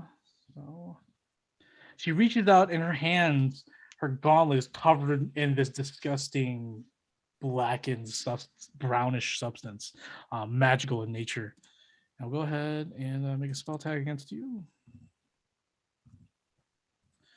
15 will hit you. Yep. So you are poisoned. Sweet. At the end of each of the poison target turns, the target must make a con saving throw. If the target succeeds on 3 of these saves, is no longer poisoned. The spell ends. If the target fails 3 of these saves, the target is no longer poisoned, but chooses one of the diseases below. Okay. So, as action and as bonus action, she will go ahead and sanguine siphon you. Go ahead and play that blood whip. Bang, bang, boom. Here we go for a hit. Hits you for ridiculous. Or 17 more points of Jesus necrotic Christ. damage. I am on death's door. Okay. I have 3 It hit is- points left. It is your turn. I obviously have disadvantage because I'm poisoned. Oh, I got to make a con save, right? Mhm.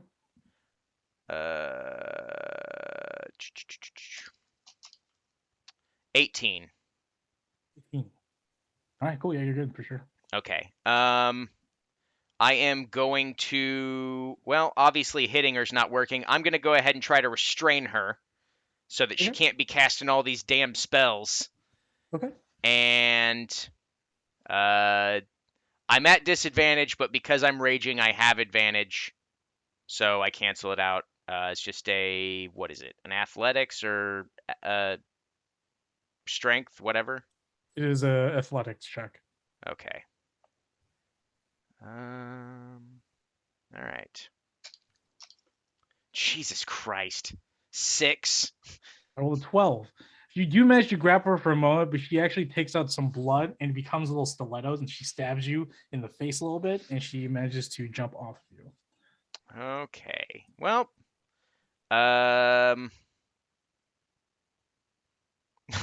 just blew myself up with a fireball, so I'm not really keen on trying to rage again. So, I guess that's it. I don't have anything else I can do. Busting through the door is Laguna, who is wielding a disgusting, defiled-looking axe. And he shouts out, Ox! Ox, I found my axe! Also, beautiful ring. This bitch needs to die. I look like absolute shit. Laguna's just like, yeah, I'm not dealing with that. We should run. Yeah, okay. Right. I'm not gonna make it. All right, Laguna's gonna jump in this bitch. All she has to do is hit me once, and I'm gonna drop. All right, so Laguna's gonna go over here. And he's gonna go ahead and strike her. With her at his axe now.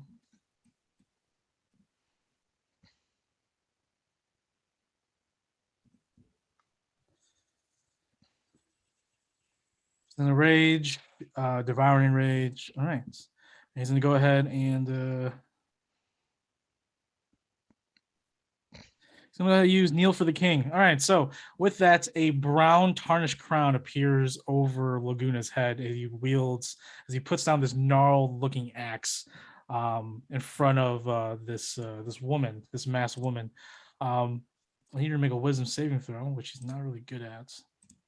She fails. So as that happens, she has this ego, this very dominant personality, and all of a sudden she becomes submissive. She gets on her knees and she starts prostrating towards Laguna. Laguna's like, "That's what I thought," and then decapitates her.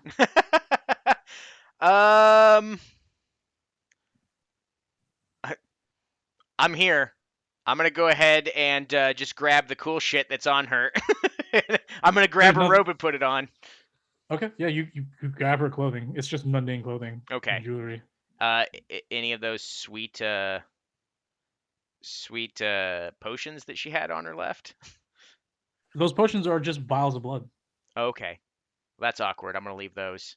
That's not my bag. Laguna says, "This ring yours?" Is it my ring?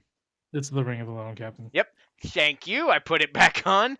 We need to get the hell out of here now. He's already running. Yep. So wee. All right. So you make it out back to the sewers. Another freaking hour passes, and you reach back to the same place you were, up on the streets. And we'll go ahead and take a break. Okay. And, I'm so collect sorry. I completely forgot about the ring. I was like, oh shit. I was like, I can't leave Oh without my that because God. that cost me like too much dollars. Okay. All right, we'll be Then the back, crew would actually have a everyone. job.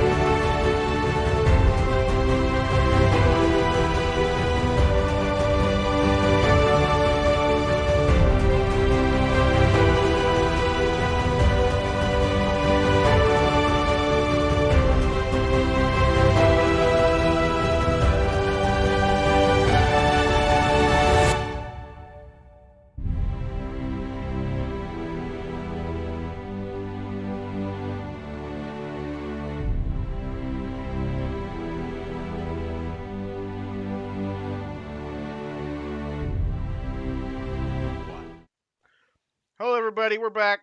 There we go. Yeah. All right. So we are back. We return back to the City of Illumination. Ox and a new traveling companion, a young human man named Laguna. Him and good old Ox have escaped the Sheriff Precinct in the city of Pindi and are where are you guys heading? Where are you guys moving? Going to the Ocean Walker or Yep. so you make your way there. And as soon as you arrive at Oh, the fucking Ocean stun Walker, locked. the what's that thing called? Never mind. Anyways, you actually see Kyrus making his way back to the ship, his head's down.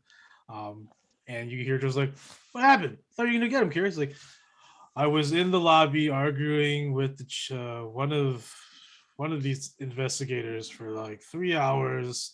Got us nowhere. I almost punched him, but I couldn't get Ox out right now. At least I had to think of a different plan. And then Kumal just like, basically, he kept saying, "Release Ox or else," and the conversation continued as such.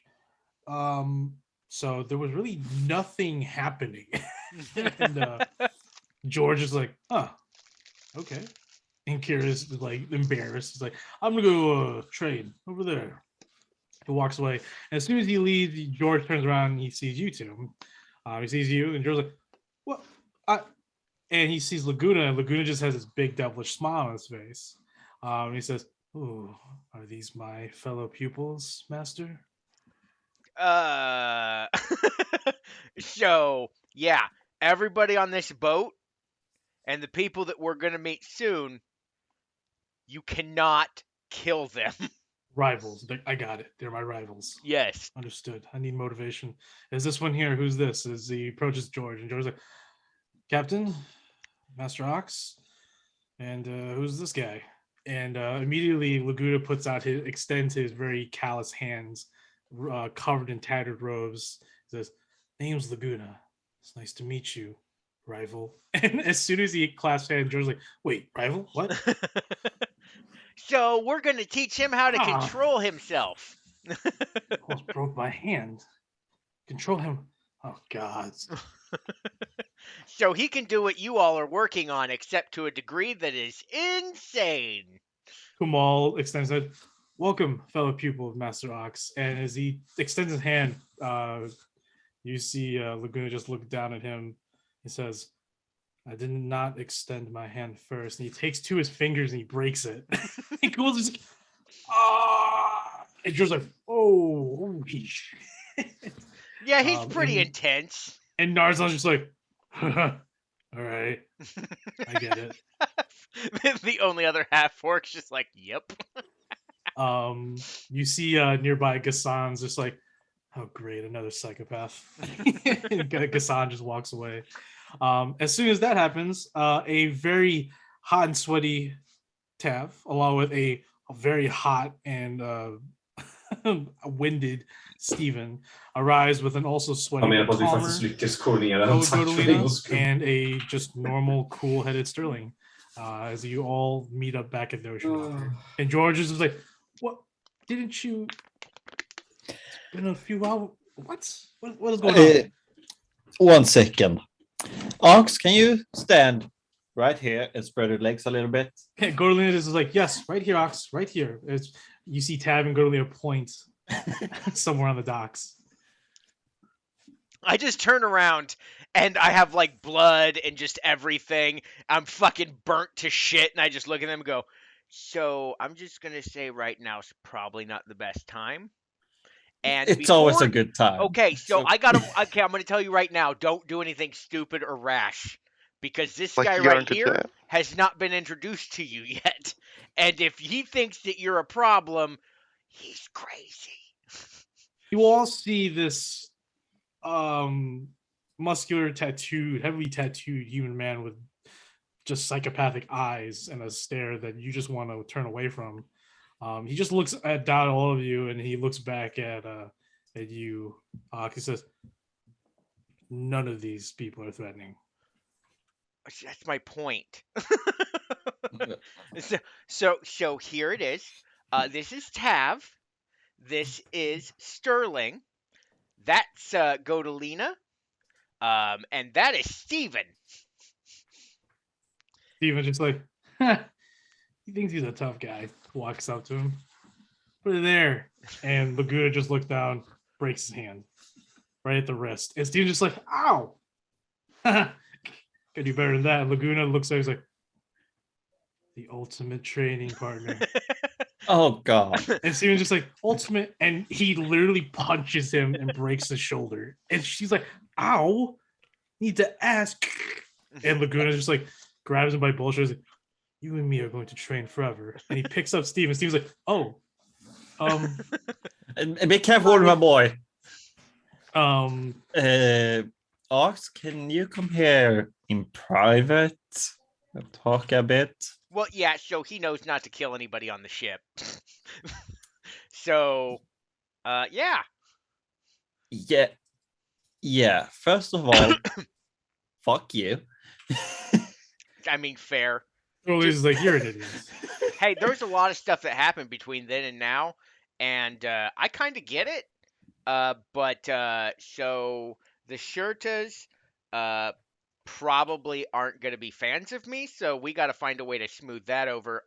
Killed their main investigator and quite possibly a whole bunch of the other people. But to be fair, I was explained that we only killed the ones that were known to have killed innocents.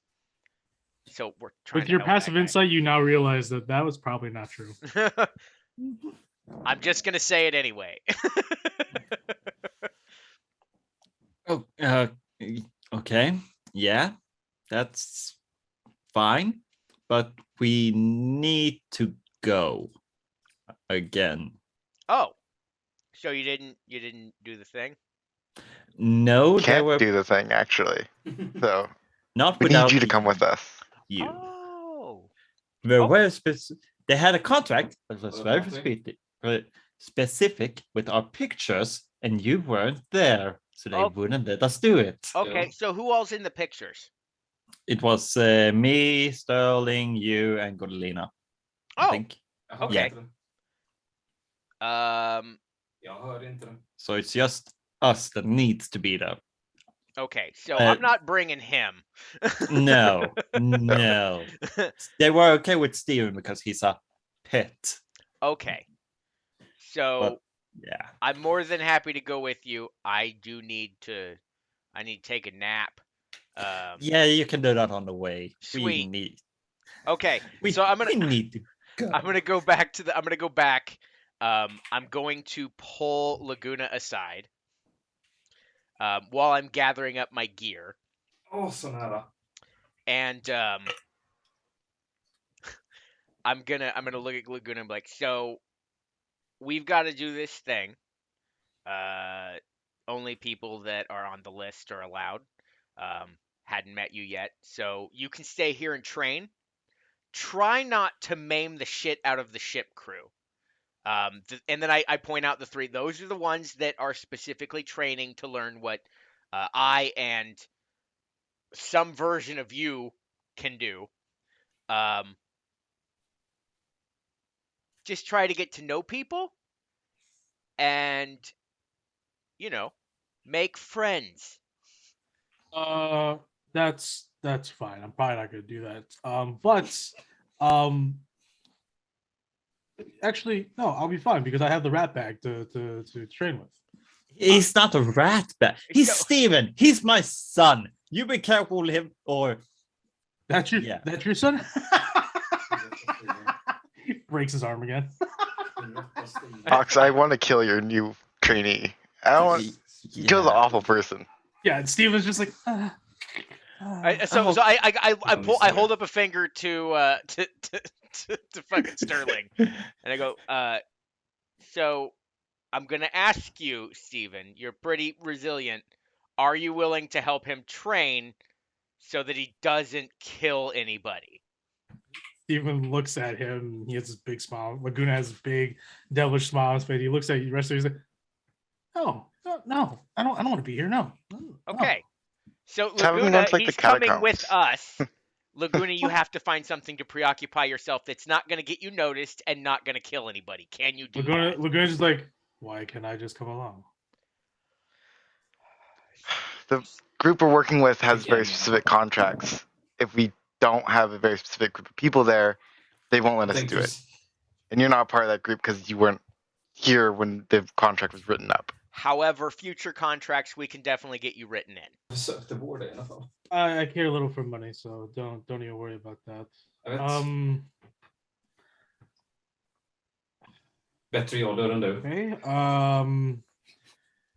I will try not to hurt anyone else. Okay, so if you feel the urge to be Besides my crazy, fellow pupils.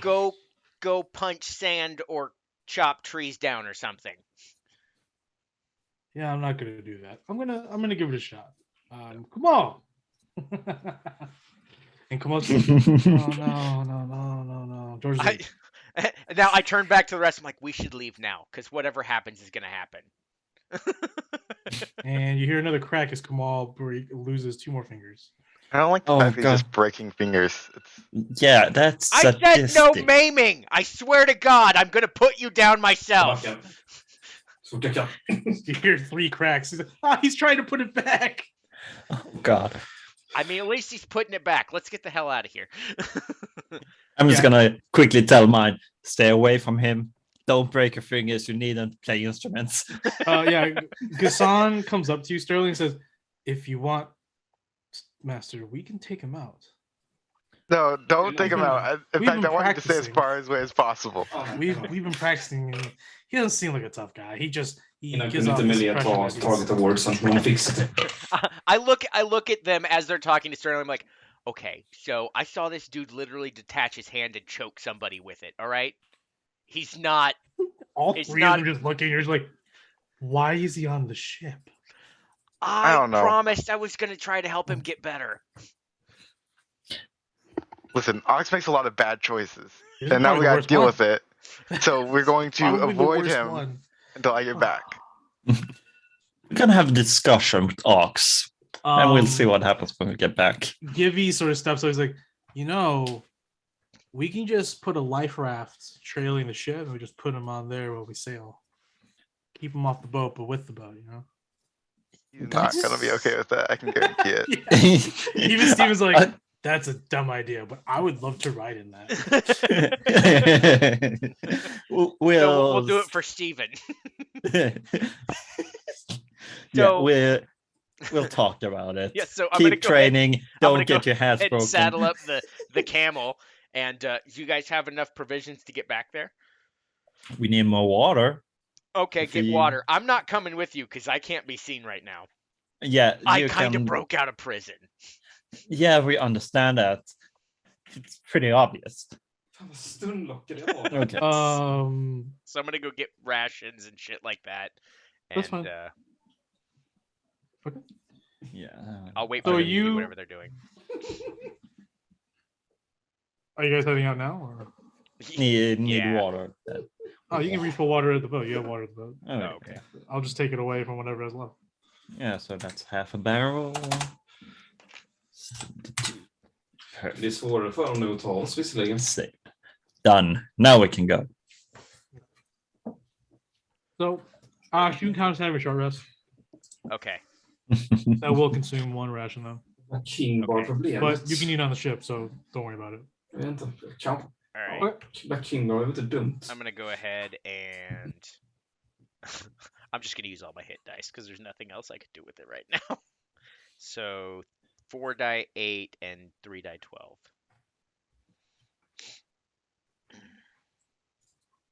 Okey-dokey. So, returning back out to the deserts is around midday at this point, if not already 2:00 in the afternoon. You make your way into the humid jungle. Ox, it's a little bit more refreshing, but it's still humid as hell, so you're sweating even more. You arrive back at Camp Sandra. For you, Ox, it's like, oh, there's a nice camp overlook, all these hundreds of tents. You arrive back at the carousel, or Staldes. You finally meet Staldes, this large, rough mountain man with a massive sword. Escort you all in, into the carousel tent, where you once again, at least for the rest of the party, meet Proctor Hugo. This time he looks to be eating what looks to be a little bit of early supper. He has this very beautifully cooked pheasant, some vegetables, some potatoes, Ja, jo. and he looks at you as he's carving into the pheasant. You must be the half orc. I'm just grinning from ear to ear. Just happy to be here. Perfect. With that, then I will go ahead and approve you. And Yeah. with that, he gives Yeah, you right. each a purple ribbon, it's like a silk ribbon to tie around your wrist. It's like that will pretty much signify to other adventurers not to harm you, like sure that you're all on the same team. It's not always perfect, so if there's another group out there that sort of challenges you, deal with it how you will. Not my problem. Other than that, you're looking for a bird that is a mix of a flamingo and a swan with rainbow-esque feathers that line outside. Då For fick the vi most bort part, the äggen in bird is scenen. white feathers, but there is a slight tint of rainbow-esque prismatic colors down the Snyggt. back. It is called a spellwing, and you do not want to be near it. If you get too close and you begin to hear music, run. But if you already start hearing music, you're pretty much screwed at that point. So be aware of that. Secondly, these birds are intelligent. They are not just birds, they're fey creatures. So don't take them lightly. Do not underestimate them. They will do whatever it takes to either flee or to maybe capture you for whatever nefarious reasons. Other than that, watch out for the denizens in the jungle and good luck. You have 3 days to find the trackings or whereabouts of the spelling. Okay. Yeah. Just to clarify, you just want to know where it is. Just You're want not- to know where it is Yeah. and get back here as fast as possible. Perfect. Thank Okay. you very much. And we'll be off now. Okay. So- You're now all outside the camp or the tent in this now somewhat more arid area. Oh my god. Ox, I want to be mad at you, but I can't really, but I'm just a little bit. I could be this mad, but I'm just this mad. So Well, you so should- it's fine. I just learned something about the law. It is broken. I tried to do the Didn't you- right thing, and they wouldn't even talk to me. So, I've decided that I don't care about the law anymore. well, you should care a little about the law, but Well, yeah, obviously, we do need to find a way to smooth things over with the Shirtas, because I'm pretty sure they communicate amongst each other, and it'd be a shame to go back to Macerna only to be arrested again. yeah, we can think about that. I don't really know how, but I say we find this bird, and I will ask if I can forgo my pay if Fuck me, the någonting gör. folks will try to cool the heat on me. Ja, They're alltså, apparently Yeah. well known. upplägg, allt annat. we'll see with the contract because you probably signed so with. They Yeah, I don't guess like we'll see breaking what contracts. happens. Yeah, let's get out of here. Oh, This hela camp linan is om- making me a little bit nervous. Sweet. Godolina, I'm Okay. sorry. You were right. She always is. I'll save my gift to you for another time then. She, We walks can do it away. late tonight when we camp. Like, Nice. there's Other just like a stars. very strange look on his face. Like, gift? That seems ominous. It's the gift that keeps on giving. Oh, I don't want another gift like the one you gave me already. Mhm. So as you walk out of the camp, make your way into the jungles on your camels, I need the party to elect a pathfinder and a lookout. The pathfinder is not only the one who is looking for tracks and steering the party to finding this bird, but it's also steering him down a safe route and also one to find a suitable camp. So they will be making survival checks, and then the one who needs to be lookout needs to be looking out for danger, both on the road, like as you travel, and will be the first one on watch always. I will So- be the one that's on the lookout because I believe I probably have the highest perception. Yeah, you also have the highest survival. Yeah. My so- survival is only +4. Yeah, I have +1. I think mine's +0. Oh, well, shit. I can only be one of them. Rodolina has a +1 as well. Yeah, I'll do the survival, so we'll see how it goes. It's probably fine. Fine. It'll be fine. It'll be fine. So I'll count this as midday. So I'll say that you still need to. Well, I'll give you an extra half a day since you started this expedition basically halfway through the day. So first things first, making your way into this dense, lush jungle. And for you, Ox, it's like, wow, you've never seen a jungle like this in the middle of the desert. It's crazy. Bananas. B is bananas. B.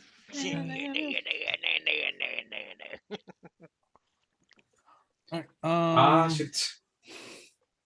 So Yep. first check of the day. We'll go ahead and start off I'll go with to the survival. So go ahead, Tab, as you try to lead your party through less dangerous areas, but make it safe and at least try to save some time. Finding good paths, making trails. 14. 14. Okay. And I need a lookout check. Yep, that'll be me. 22. 22. All right. So I need to roll d20.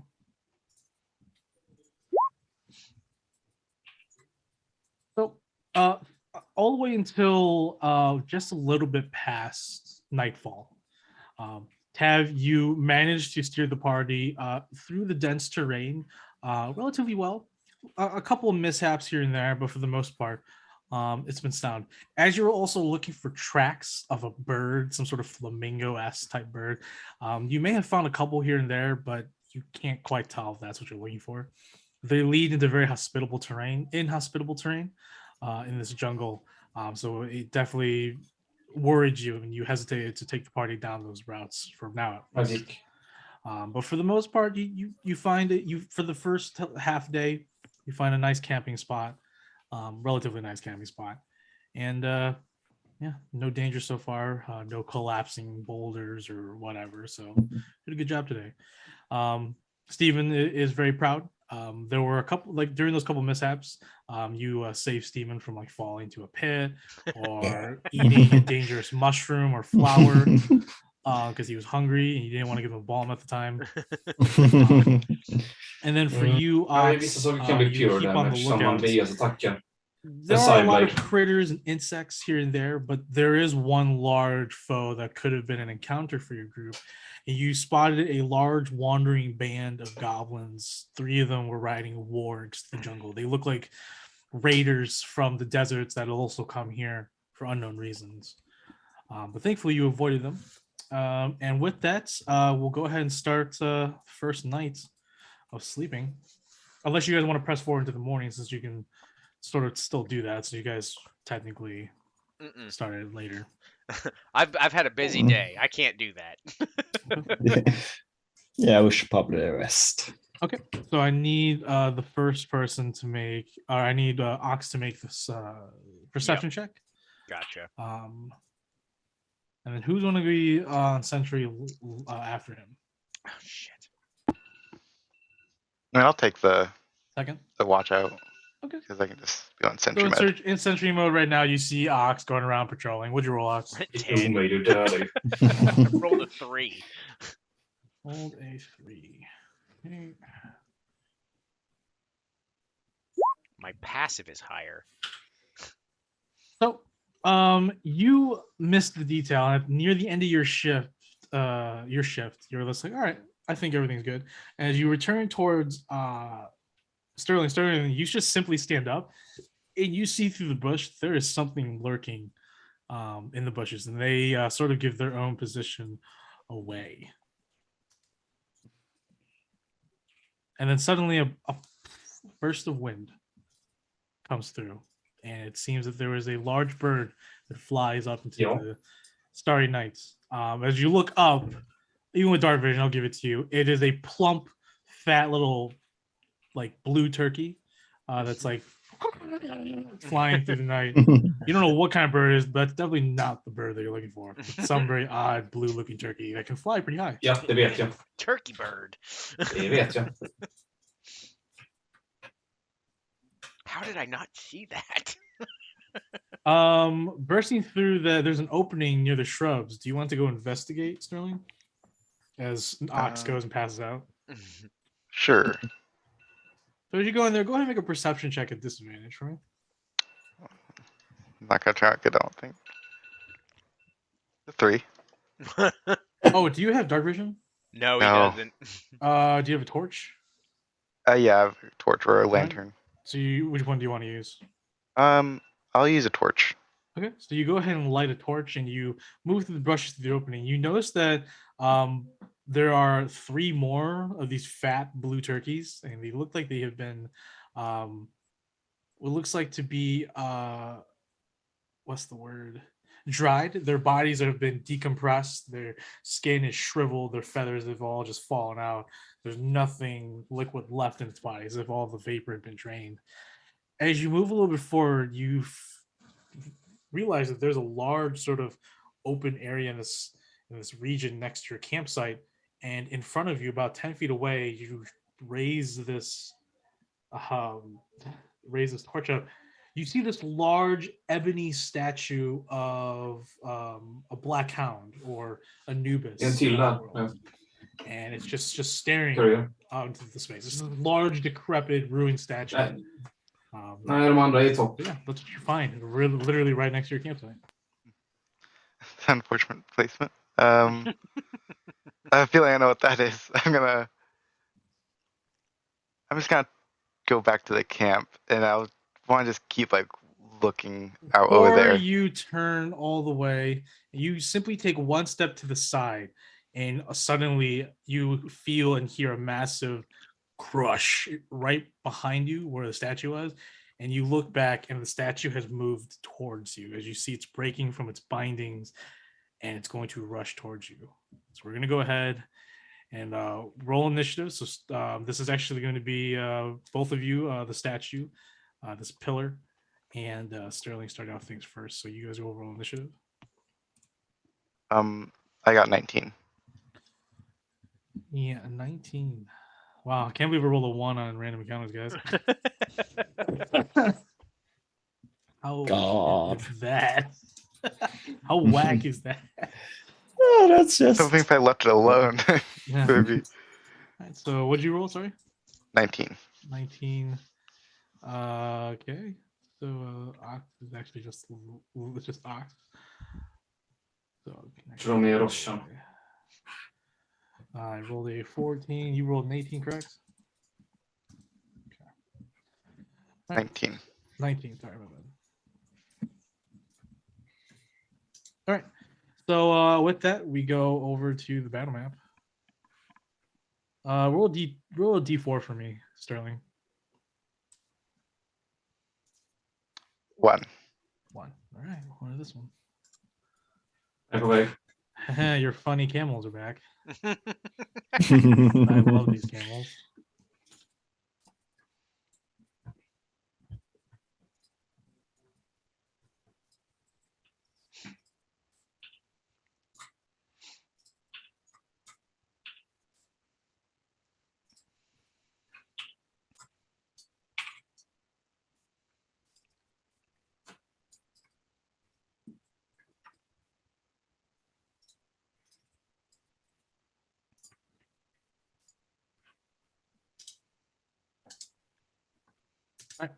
Now I'm transfer you over. So once the map loads up, everyone's at camp near the small little pool of murky water. It's drinkable, not the best, but it's something to help not expend Men de är ju your också, finite de är ju resources. också Sterling, you're right here in front of this large statue. It is taking a step forward and it's not looking to let you escape its grasp. But you do have the first turn, though, of beginning round. What would you like to do? I would like to. Can I try to walk backwards, like while Yeah, you staring can- at it? You can do whatever you want. I just wanted to stop right there to initiate combat, and then you can do whatever you want. Right. Okay, so move.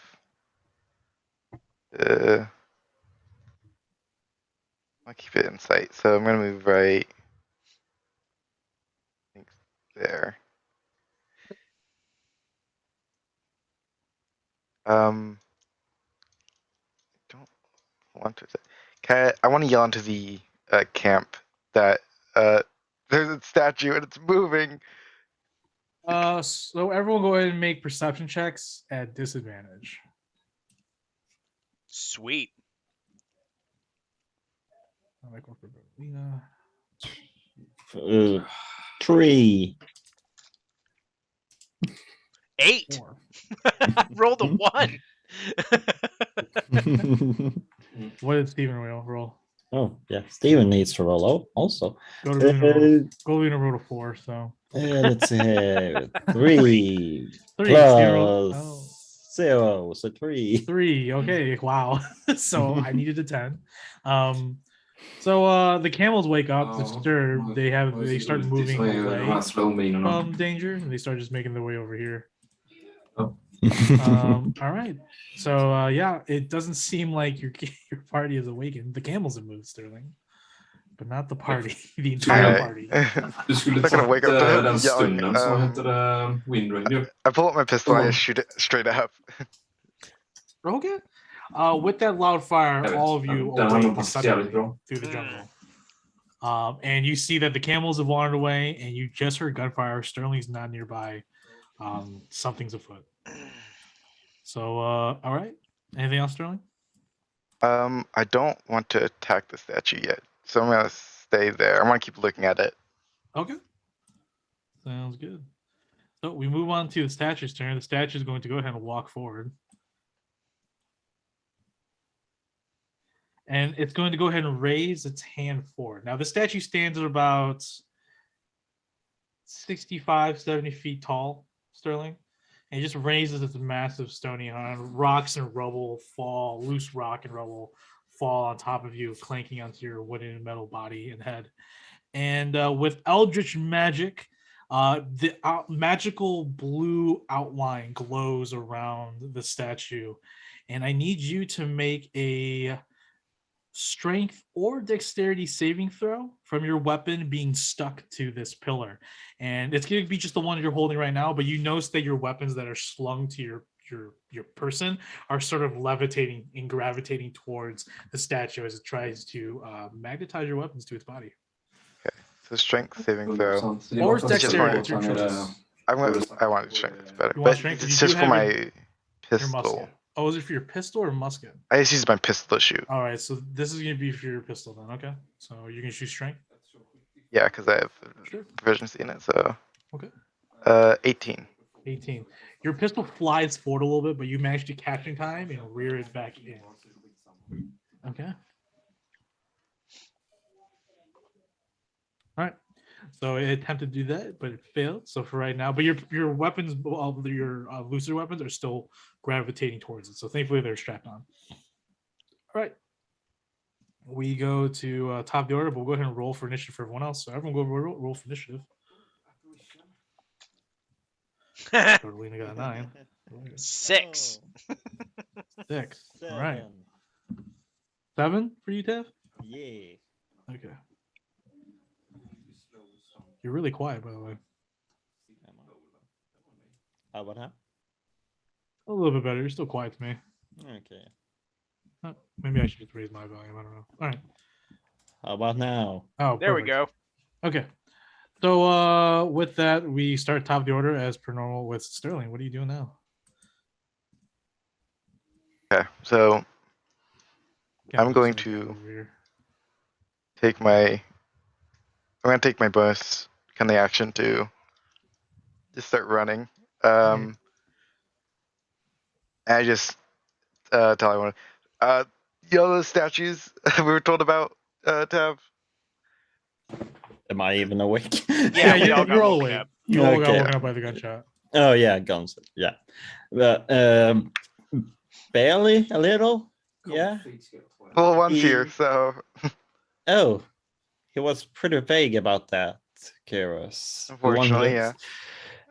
Okay. Is it a problem? I think so. There's a bunch of like dried up turkeys near it, so Okay, let's fight it then. Come at me. So- Where is it? As you awake, and before Sterling, you finish your turn, you noticed for the first time now they weren't bloomed yet, but now that it's fully like deep into night, these large orange purplish blooms, these flowers, probably some of them being the size of a bicycle, expand and open up in the nighttime, and they reveal a soft red glow. Tev, you would know these plants, and you now just realize you didn't realize at first, unfortunately, thanks to your trek. These are called torch blooms. If you go near these things, these will explode. And unfortunately, Godolina and Steven are near them as they bloom, opens, and expands. And Godolina and Steven both look at the plant. The plant quivers a little bit, and it begins to rise, and it combusts and explodes. So I need Steven and Godolina to make their steady saving throws real quick. Oh Ingen annan god. har ju varan. Så inte någon har ju varan. Oh what? Oh god. Corrosive haze. Godolina failed too. Holy shit. 7. Ulti. 7. All right, so you both take 14 points of fire damage right off the bat. 6, 8, 15. So I'm sitting up from like just now going down. I look over. I see Sterling run through the camp, screaming about statues, which I have no idea what he's talking about. Correct. Correct. And then I see a flower explode. A massive flower that is in between Godolina and Steven's bedrolls. and Oh, tents fuck. Storm explode, Spirit kommer bli... lighting their bedrolls and Oh, tents on shit, fire. touch. So those are no longer usable anymore. So you'll have uncomfortable rests going forward. And yeah, they're both on a little bit on fire. At least Steven is screaming like a madman. Du ska bara inte få- Yeah. He hates fire, and he's gonna go ahead and run this way towards the camels, which spooks the camels a little bit more. Oh. Going over there. All right, so Sterling, now finish your turn. Can I still Du see it from Phantom here? Assassin. With the explosion, so you utan did see hans, it ulti. actually rise above the tree line a Okay. little bit, the tree canopy, and you do spot it's sort of Anubis-looking. Nu måste vi ta upper head. Overlord It's over in från... this general från direction, heter det, but it's Storm still Spirit. hard to see the body through the darkness and the trees. So if you're gonna shoot in that general direction, it would be a disadvantage. Han ska inte få den. I'll take it. Okay, Disadvantage. sounds good. Det hade varit hans nästa pick. I'll use my musket. Of course. Overload. Pull out your muskets. Overload med Chilling Touch är ingenting jag vill se. Okay, it's 23. 23 Det är definitely. någonting som var lite coolt. And then heals 7. I also am using my charge, so it's a D8. Static Remnant är lite coolare. Fast inte det är coolare. 8 damage. I don't know exactly what the rules are on this are, but if it can, Oh, I guess gets done. Den funkar. Yeah, it can. Ja. It does have magic resistance, so we'll go ahead and make the con save. Okay.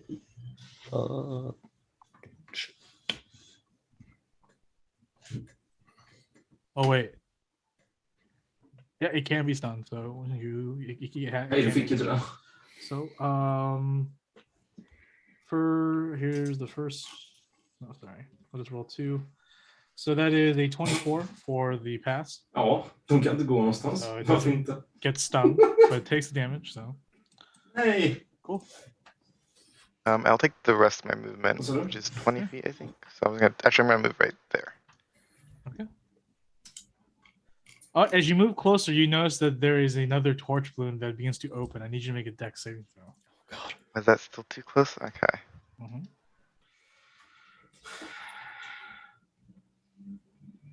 Oh no, it's a 6.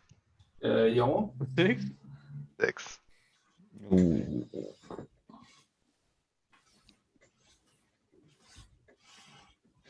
So it's 16 points of fire damage.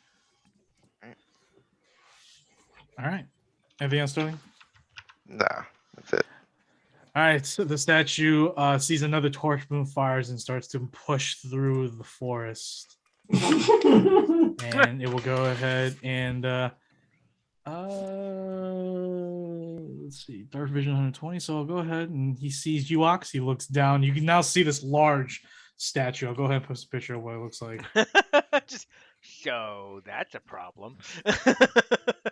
It stands and towers before you, dropping loose rock and sandstone.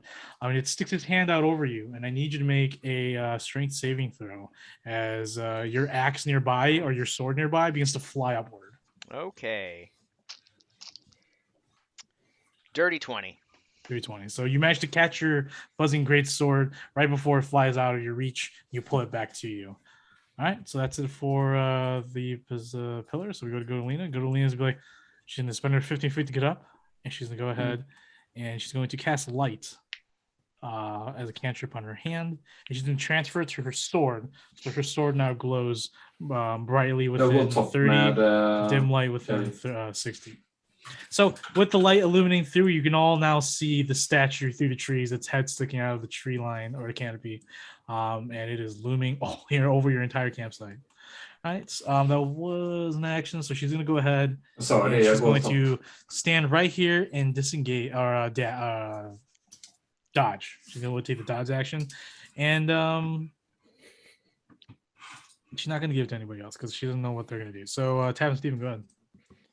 Yeah. Let's see here. 10-foot radius. Yeah, I'm gonna cast Shatter on Okay. that. And let's see here. Where is it? He's inorganic, so he has disadvantage. Sure. But if it magics, it's probably a regular con save. Okay. All right, so this is at normal. Yeah. So that is a natural 1 as a 5. Fail. Yeah. So he takes 9 thunder damage. 9 thunder damage. He has a construct, so he gets double that. So 18 points of thunder damage. Boom! As it shatters some of the trees nearby, flinging shrapnel through the area as well. Okay. Whoops. Let's see here. I'm gonna take a little bit of a way around. These flowers are gone, by the way, so you can. Okay, then okay. That's good. Good now. I'm gonna go. I'm just gonna go around here, and then Steven is gonna go. Let's see here. He's gonna go right there. It's gonna take. If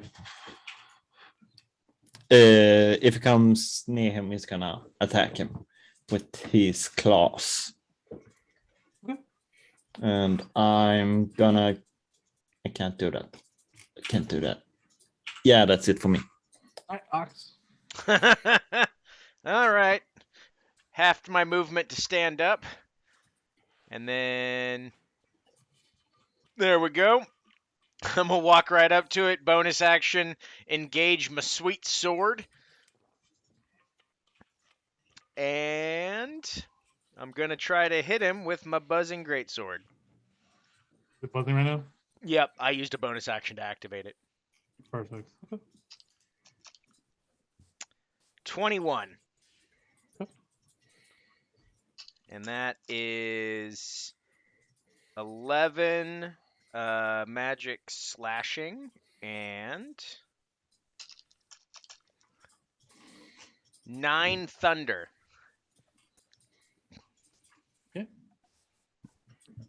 If you lay into it, the buzzing greatsword shreds the dirt with much more ease. You do a little bit more significant damage with the applied sound effects from your. Pushar alldeles för mycket. I'm so tired.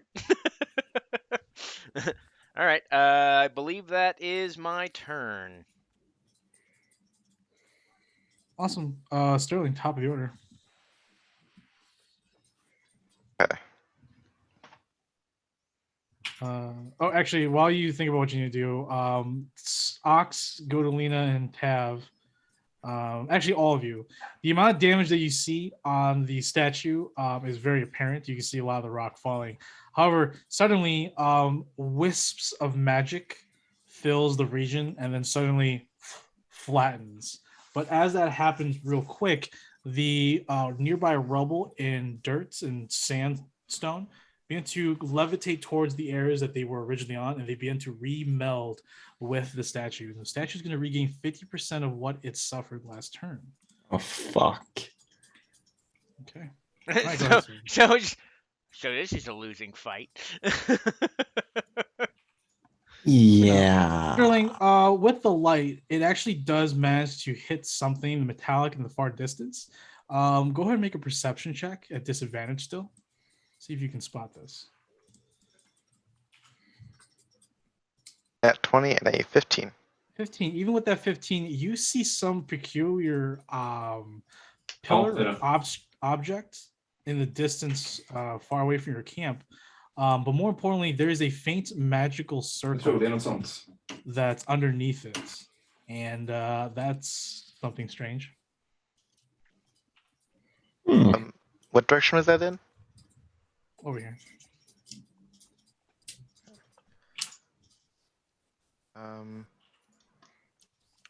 I think I'm going to take. Well, I'm going to take my shot with my Flux Deluxe again. Is it at disadvantage still, or is it not? Just No, it's a normal one. 16. 15 what? So it's going to be 12 plus a 8. Because I want this guy to be stunned, and I'm going to use my sneak attack on this as well. Yeah, you guys need attack as well. Yeah. 9 damage. 9 damage. Okay. And And then you spent a charge for it. Yeah. Okay. So here we go.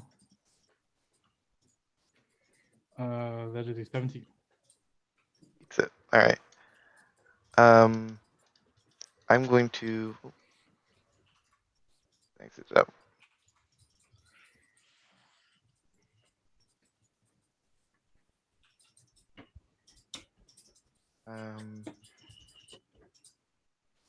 I'm gonna take my movement over here. Be careful with plants, though. Yep, I have my bonus action. I'll take the full dash. You now see over here this large 35-foot decrepit, weathered, ruined pillar. But there's a faint green magical circle around it. Something peculiar is happening around the cylinder or giving it power. Hmm. Okay. That's what end my turn. Okay, we go to the pillar. The pillar is going to go ahead and first it's going to go ahead and attempt to grab that sword or take it away. So I need you to make a strength saving throw again. Damn it. All right. Ox. 11. 11. Your great sword cuts through your hands and is now magnetized to its upper chest out of your reach. And it will go ahead and make both slam attacks on you. Great. So here we go. First one is a 10 and misses, and the second one is a dirty 20. Well, that one Both hits. And this will be very nasty. That is 17 points of bludgeoning damage, magical bludgeoning damage. Sweet. I am back down to. Oh shit. I am beaten. Oh god. Oh, baby. Because I rolled Hell really yeah. shitty on my short rest. On your short rest, I Yeah. saw. I was like, shit. Well, to be fair, this was like a 1 in 20 chance of you fighting. So Cool. Well, yeah. I made it out of prison only to die in a forest. So, all right, that's it for the end of turn. Go to Lena. Go to Lena's going to go ahead and bum rush this. But first, she's going to go ahead and meta magic, spending 2 to cast Cure Wounds as a bonus action onto Ox over there. She's like, I got you, Ox. And Curing Wounds. Here we go. That's going to be 13 points of healing. Woo! I'm a little bit better. Thank you. And then go to Lena with hit for the first attack. Aye.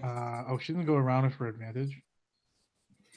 First still hits, and then second one hits as well. That was one-handed because she had to cast a spell for Ox. So here we go. That is 11 points of magical slashing. Okay. Oops. And then she's gonna go ahead and give a free attack to you, Ox, or to Tav. Okay. And then She I'm sees that your sword's way up there. Yeah. There's a problem. see here. Okay, that's a 10. Are And you Eldritch Blasting, I'm assuming? yeah, Okay. 10 on both. What Oh. the fuck? It hits you- the statue, but you can see that there are some ancient magical barriers protecting it, so it's definitely a magical construct. Damn it. All right, Steven? Oh no, sorry, it's your turn now. Yeah. Yeah, I'm gonna run up to it. Oh wow. This is not great for me. Do I need to make a strength check or something? Yeah, so whatever you're holding, what are you holding in your hand right now? In your Uh, hands. Yeah, I'm holding my supernal clarity. Okay, My you're holding rapier. okay, so you're gonna have to make a strength saving throw as it's being Yeah. pulled up towards the statue. -2 to that, so that's 12. 12. Your supernal clarity, your instrument of supremacy, one of the greatest weapons in this world, gets fucking magnetized to the upper torso of this pillar. Damn it! Yeah. Well, I'm gonna cast Shadow Blade instead then, Okay. and use that to hit it. Can you attack with them the same turn you summon it?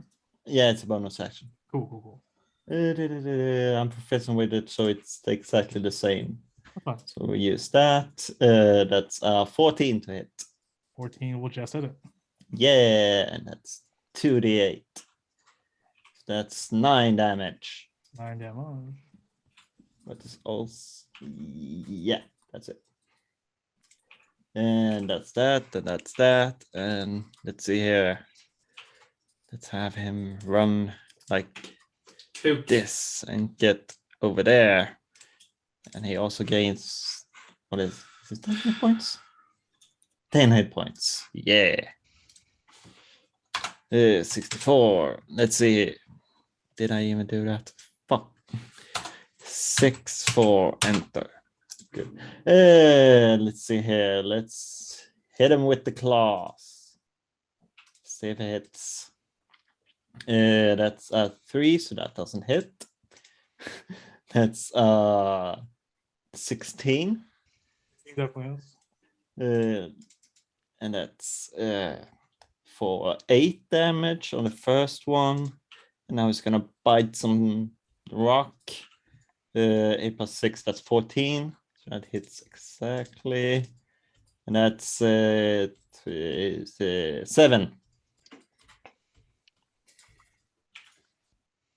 Okay. Steven does what he can to bite through boulders and claw through it. He's bleeding at the gums. Like, I really need to be trained in some weapons. We're working on it. All you gotta do is learn how to rage, and you can have an axe. He headbutts the statue. Ah! And that's it. All right. Next is Ox. I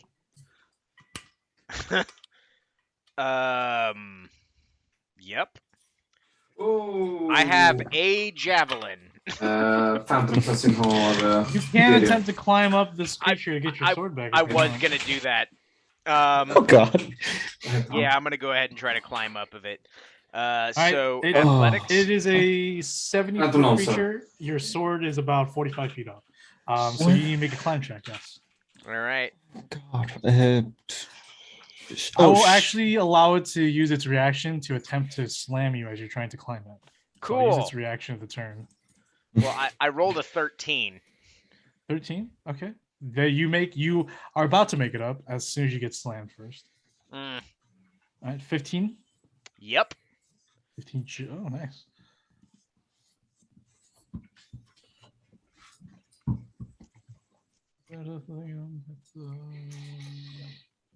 Oh wow!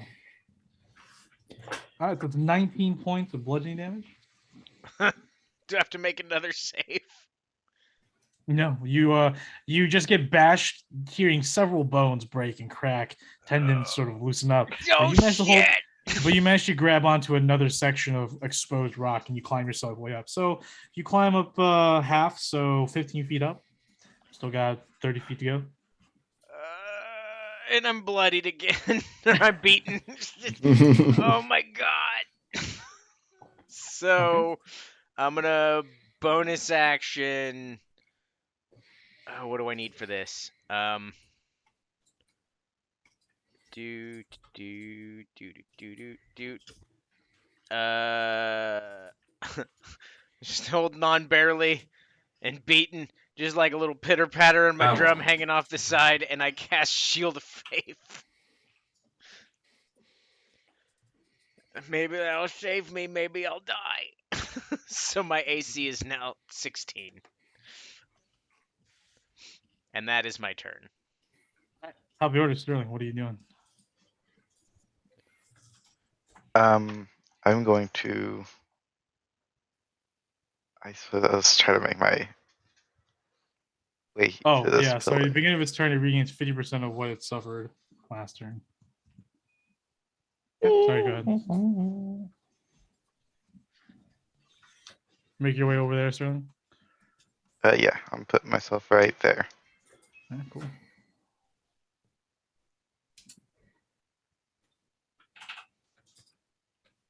Yeah, before you, the decrepit pillar of sorts looks to be ancient, weathered. There's some glyphs, like carved writings of pictures, but can't make heads or tails of what this all means. Okay, It's also super dark. out. I'm gonna do what Sterling would do, and I'm gonna take out my pistol and try to shoot it. I like how you're like, I'm gonna do what Sterling would do. Take out his pistol and shoot it. I love it. Yeah, but go ahead and make an advantage attack, Oh, advantage. just so we see if you get a crit or not, because you might. Oh, I was so close, but no, the Aw. highest I got was 11. 11 to hit, yeah, it hits. It just hits actually. 12 damage. Told you. Phantom Lancer. As you fire your musket glows a little, like faintly, somewhat.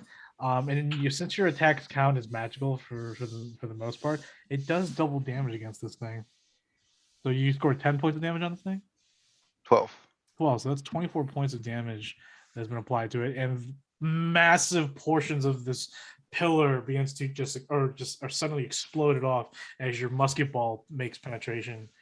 It seems that magic really messes with this, and in the distance, for the rest of the party, the pillar begins to sort of erratically move around, looking around, searching for something that had just disturbed it for some odd reason. I'm just Very hanging. erratic What behavior. you looking for? Oh yes, you brought that up. Go ahead and make a athletics check to hold on for dear life. Great. I So should've that's kept actually my damn mouth shut. That's gonna be a strength saving throw. Oh, a strength saving throw? Yeah. Then never mind. Let me go over there and do that because it's different. Oh shit! It was the same no matter what. 8. 8. You fall off. No. Fox. God damn Over it. here, you take 3 points of bludgeoning damage, and then you land on top of this boulder. Prone. Thud. Oh, ow! 6 hit points left. Oh God. Wow. I told you I rolled shit. Okay. Anything else, Sterling? Cook. All right, so we move on to the enemies then. The pillar immediately turns in the general direction. No, towards Sterling. He's going to go ahead and make a slam attack against both. No, first of all, it's going to go ahead and magnetize all weapons around it. So everyone Yeah, has to that make would be strength no saving force. throws on their weapons that they have on you, besides Tav, obviously, and Steven. So just go to Lena, never mind. All right, go to Lena. Here we go. Let's see what you got. Come on. You can do it. You can do it, girl. That's a 12. You fail. So her long sword flies. She's like, Avsikt, Andreas. You rolled a d10 for. Kom med här. I'll roll a d10. Nice, perfect. So Oh, that was a actually- 20 then. Oh. You rolled a That's nat 20. 20. 21. There you go. I still rolled. Yeah. All right. So she holds her sword. And then he's going to go ahead and he's going to step forward fully this way 20. So Gurley will get attack of opportunity with advantage. So that is a dirty 20, which will hit for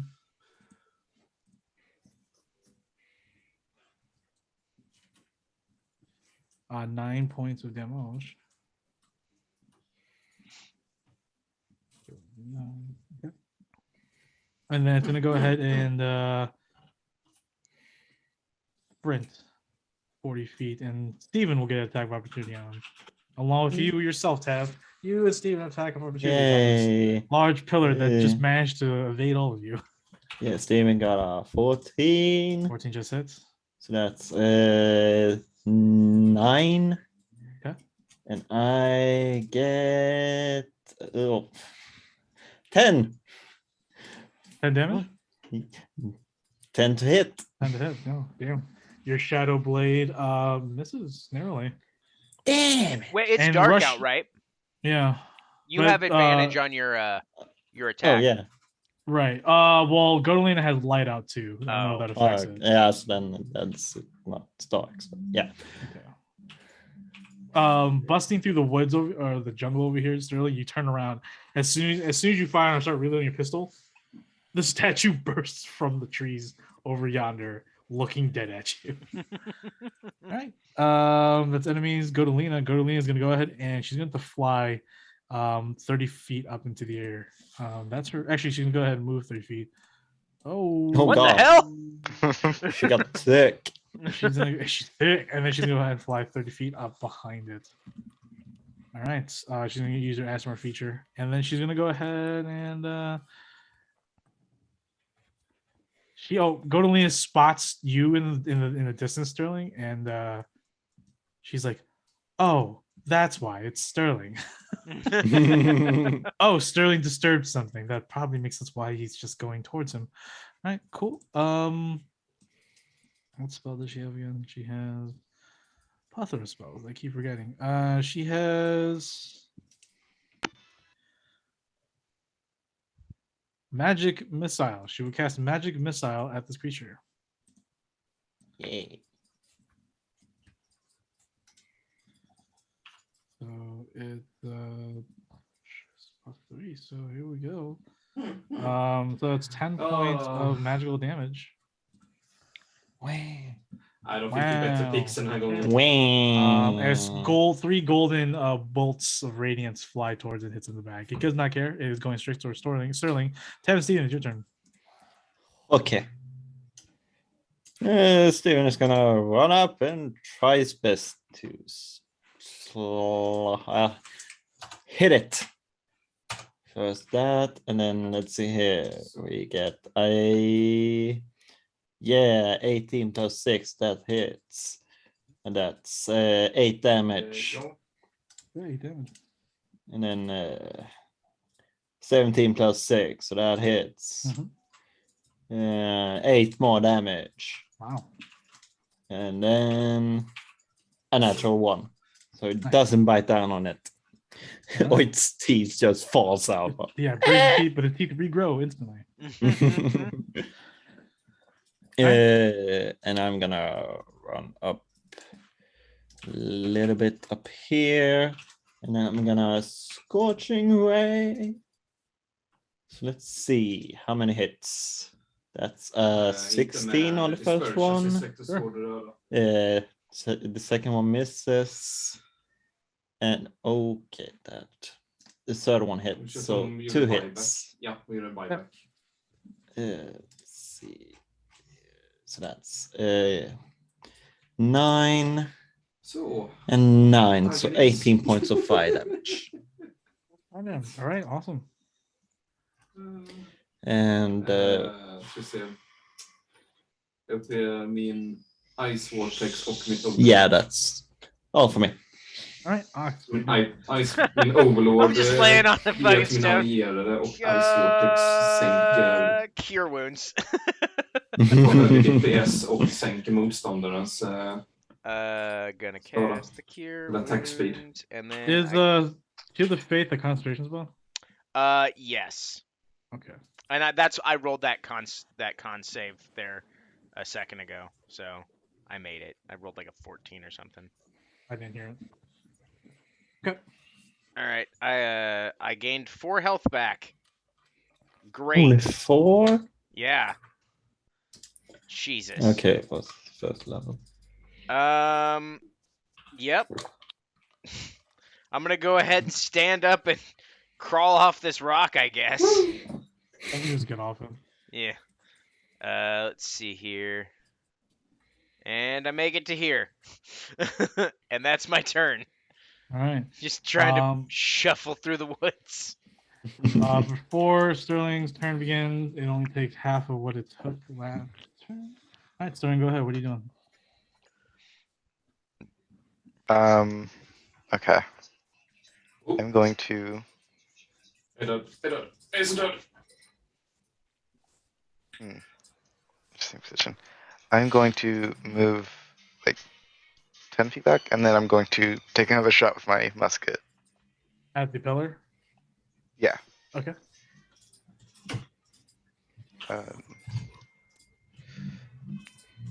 It's a nat 1. Oh, All right. So your flintlock is a little bit wet. The misfires, but not mishand. All right. Then I guess let's spend my other attack. Use my pistol. Okay. Shoot it. This one is 19. Definitely. It's gonna be 10 damage. 10 damage, and upon that, a massive green wave of arcane energy explodes from this now destroyed building. Och till ser vi inte The mycket... statue right here, power you damage. begin to see large green cracks appear, but they're not like physical cracks. They're just like green lights that are beginning to form cracks, or the shape of cracks around the statue. And it begins to just move erratically around, and it looks at you, continues to look at you. All right. Right, that's my my cue to run away. So All right, I'm out. Good luck, everybody. taking my full 45 feet to go. I don't want to run like away from you all. That's trees though. I think I have to, because I can't pass through this, right? This right You here. can't, it just counts as difficult terrain. Okay. So your movement is Dispersion. I will take my movement this way, I guess. Go to right there. As you approach this area, make a perception check at disadvantage. oh no. 15. 15. You see another pillar glowing faintly around its base. It's that same familiar magical glyph. There's my next target. All right. Is that it for you, Sterling? Yeah. All right. With that, this now large statue is starting to break apart a little bit more. More green, these green cracks begin to appear, and begins to like move erratically. It's going to go ahead and bend down like as if it was like squatting, and then all of a sudden, Steven feels a rush of wind as the ground beneath it breaks, and it's going to go ahead and high jump and land right here. I need Steven to make a dexterity saving throw, and along with you, Sterling, as the statue has jumped 45 to 60 feet up in the air and has landed behind you. It's a 10. The 10. What did Steven roll? 13. 13. All right. You both fail. Fuck.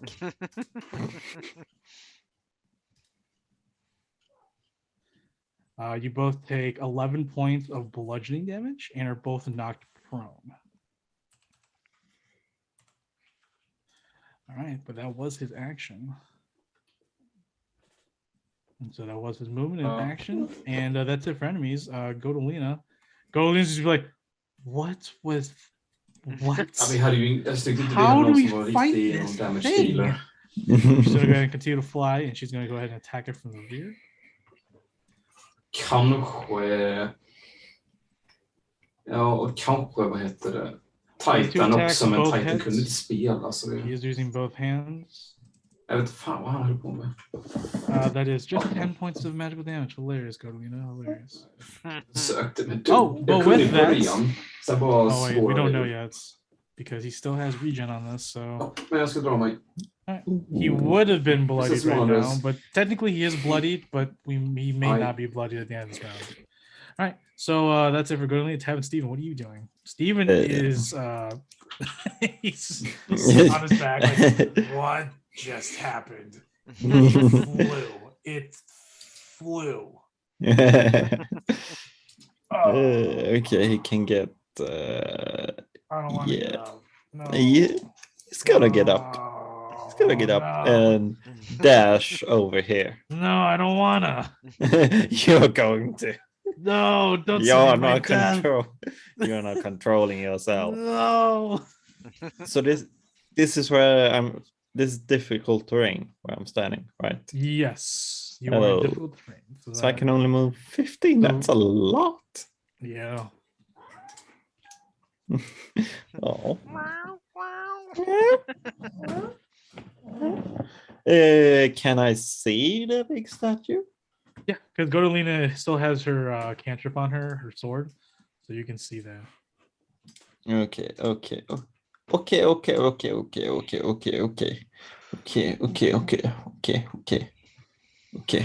How far was it? Okay. Okay. Yeah. What? I'm gonna cast Shadow on it again. Right on again. Okay. So that's a con of 15. Disadvantage. So Why are you going up there? first one is a 22. Second one is a 21. Fuck. Okay, it's. Wow. Oh god. It's still half damage, I think. Probably should have checked. Half, yeah. So 15 is full. Oh, cool. Look at that damage. Yeah. And a cat. Wait. So if it's half damage and it's 15, it takes. Fourth of that. It takes half of that, so it takes a fourth of the damage, or a third of the damage. A third of the oh I thought it was. I was trying to do a funny math thing where like it's supposed to take half, but since half damage is rounded up to the nearest whatever, and then like it's because it's got thunder damage coming at it, it doubles it, so it Double. ends up doing one more damage than it normally would. All right. Anything else, Tab? I have a bonus action. So I can't see my screen because there's a cat in the way. But I'm gonna, yeah, I can. I'm gonna inspire Godelina. Godelina. Sounds good. Stab it in his butt. Or do they just give you a weird face? Like, what? Why would Do I it. do such a thing? Oh, it's a weak spot. I get it. It's its weak spot, yeah. In the butts. Okay. All right. Ox, go ahead. Now I see the lights like off to my right. I'm just stumbling around in this stupid forest. All right. So this is not difficult terrain right here, right? This is all difficult terrain. Okay, so I'm gonna go around this way, and then. Well, you still have to spend difficult terrain to get out of the difficult terrain. So if you're Oh. going, yeah. So you would still have to spend 15 feet to even just get out. And That's your Okay. movement. Well, there we go. All right. So that's your movement, unless you want to dash. Yeah. Okay.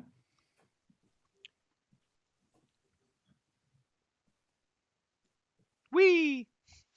All And that's my turn. I'm doing great.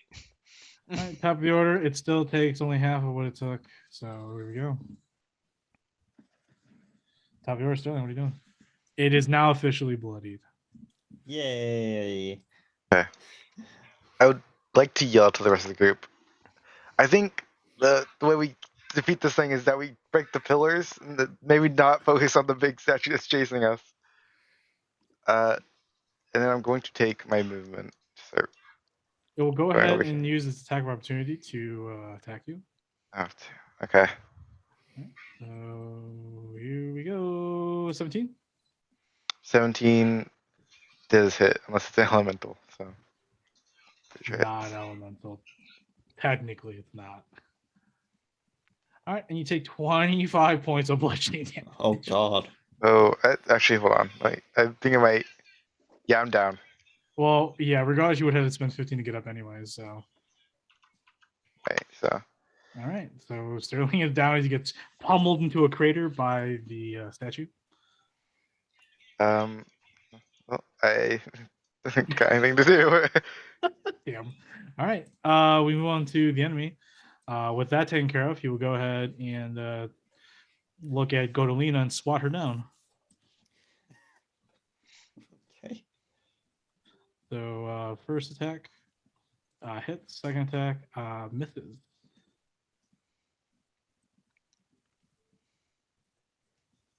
Doing 17 points of bludgeoning damage, and she will make a strength saving throw to stay afloat, or a dexterity saving throw to stay afloat. And she will fail. So she gets knocked down additional 6 points of d6 damage. Over here, she's not prone. Even with inspiration, it wouldn't have helped me, so. I'll save the inspiration for another day, and that is 3d6. But it'd be 14. So 14 more to that 17. Yikes. Oh god. All right, she's at 15 out of 60 HP. She's now looking great. All right, definitely bloodied and prone. All right, so with that, the enemy is going to go ahead and just look at Steven, and that is it. So Godolina is going to go ahead and get up, and she's going to go ahead and healing. Shit. She's gonna go ahead and lay on hands herself, 15 HP, just to get her up to something reasonable. And then she's gonna go ahead and bum rush forward over here. And she's gonna go ahead and cast Cure Wounds as a bonus action using more 2 more meta magic. And you gain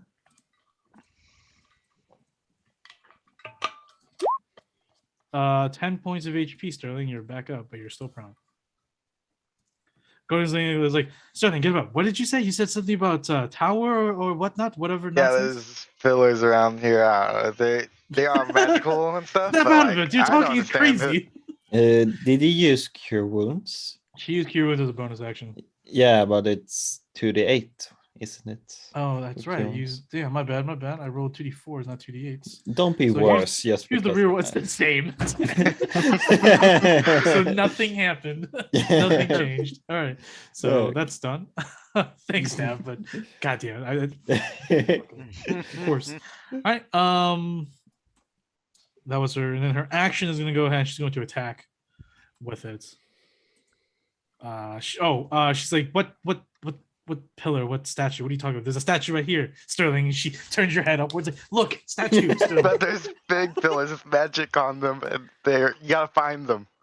We have to find them, Sterling. Do you hear yourself right now? We don't have time to find them. All right, and she's gonna go ahead and attack. Unless you want to quickly make a do you point in the general direction of where the other one Yeah, is? I probably point over to where I saw one. Like, they were Going, there. he's just like takes out a sword. Oh, I sense magic over there as well. You are correct, Sterling. And she's gonna go ahead and leave you. She used most of her move anyway, so she's already stuck there. Never mind. She's not leaving you. That would have been so funny. Swear to Alright, God, attack opportunities, right? So she's gonna go ahead and use her action to stand you up. Okay. So you're now standing up. All right, Tav and Steven, what are you doing? Okay, let's start with Steven. He's gonna first run around a little over here. Does he get advantage with Yes. good? Yeah. First heal a little bit. Let's see here. First one is 19 plus 6. That hits. Let's do all of them. 16 hits and last bite. So that's all of them hit. So let's see here. 9, 8, 10. So that's 9, 8, 10. Yeah. Did you get all that? I got it. Perfect. Now, how far can I gonna go? So that's still in difficult terrain. So that's like Once you exit into here, it's no longer difficult terrain. It's when you re-enter over here in this area. okay. So if I So go, you can move normally now. Yeah. yeah, I'm gonna move down. Was that the right amount of distance? Yes, it was. Can I see that thing there? Make a perception check at disadvantage. At disadvantage. How fun! Not this. What if? There it is. Disadvantage, and that's 8. 8. You do not see anything that would resemble a tower besides this thing. I can still see that at least. Yes. Because Godolin is right at its feet. Yeah, and it's too far for me to do that thing. I'm gonna shoot it with my crossbow. Okay. Pull it out and shoot at it.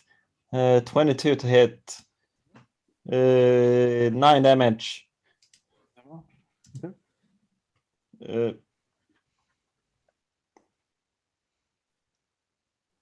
Is that it? Yeah, I mean, it's just thinking. Yeah, that's it. Okay. Ox, what are you doing?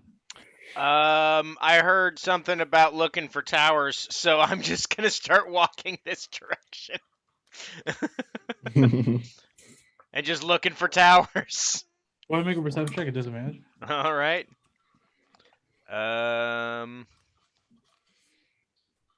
Perception at disadvantage.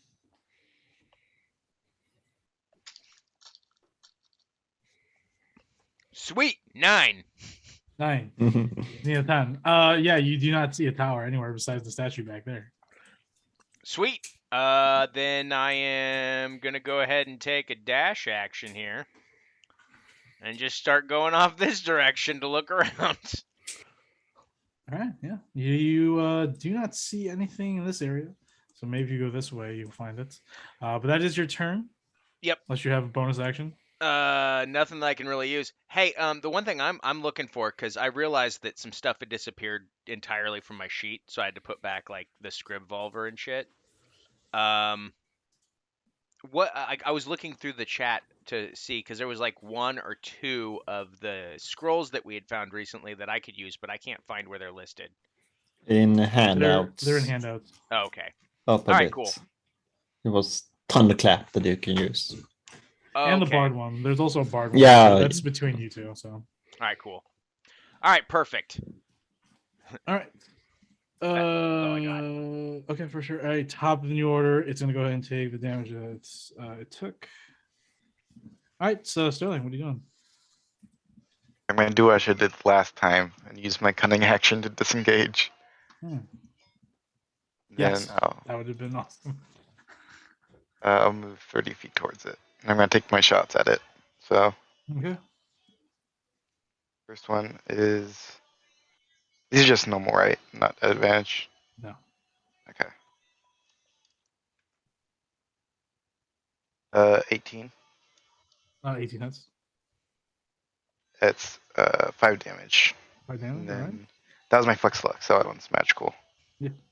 And this one is my pistol, and it's a dirty 20. So and that's 13 damage. 13 damage. The building is collapsing at a steady rate. It's almost there, but it's still standing. And that's it for my turn. All right. The statue, once again, was about to slug on Steven. See Sterling go for a tower again. It's going to go ahead and take the attack of opportunity. Okay. It's not a bandage, right? No, you can't get advantage on this. Yeah. 13. 15. All right. Does not hit. You clip it, but it doesn't do any damage. Oh my gosh. All right, and then we'll go ahead and make one slam attack on Sterling. This should do it. If it is. If it hits, I mean, I could miss. I've done it before already. All right, so here we go. Yeah, see right there, boom. Miss for the first one. So we'll go ahead and use its second attack. Actually, no, it's gonna go ahead and use its magnetism. So it's gonna go ahead as it slams down the ground and you dodge it, Sterling. It pulls its hand back up and extends it again towards you, and you need to make a strength saving throw on this to hold your gun in. That's 7. 7. And your Flux Deluxe flies up into it, magnetizing right next to the buzzing greatsword. That is still on, by the way. It deactivates as soon Oh, as do you it's guys off my leave hand. your hand? Mhm. Okay, cool.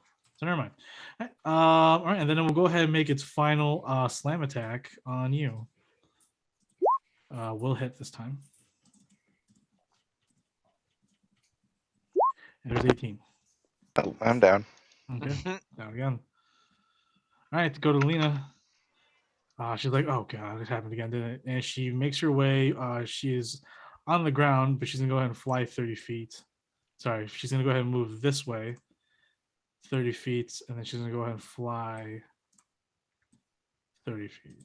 Sorry, 10 feet up in the air.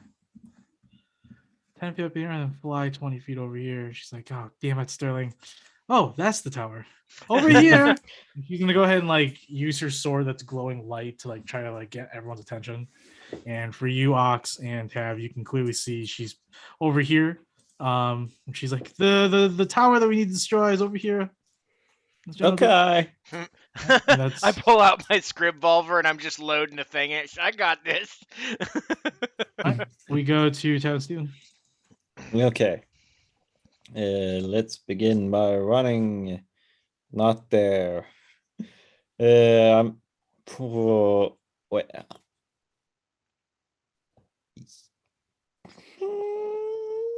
Man, that's gonna be rough. Those are some flowers there.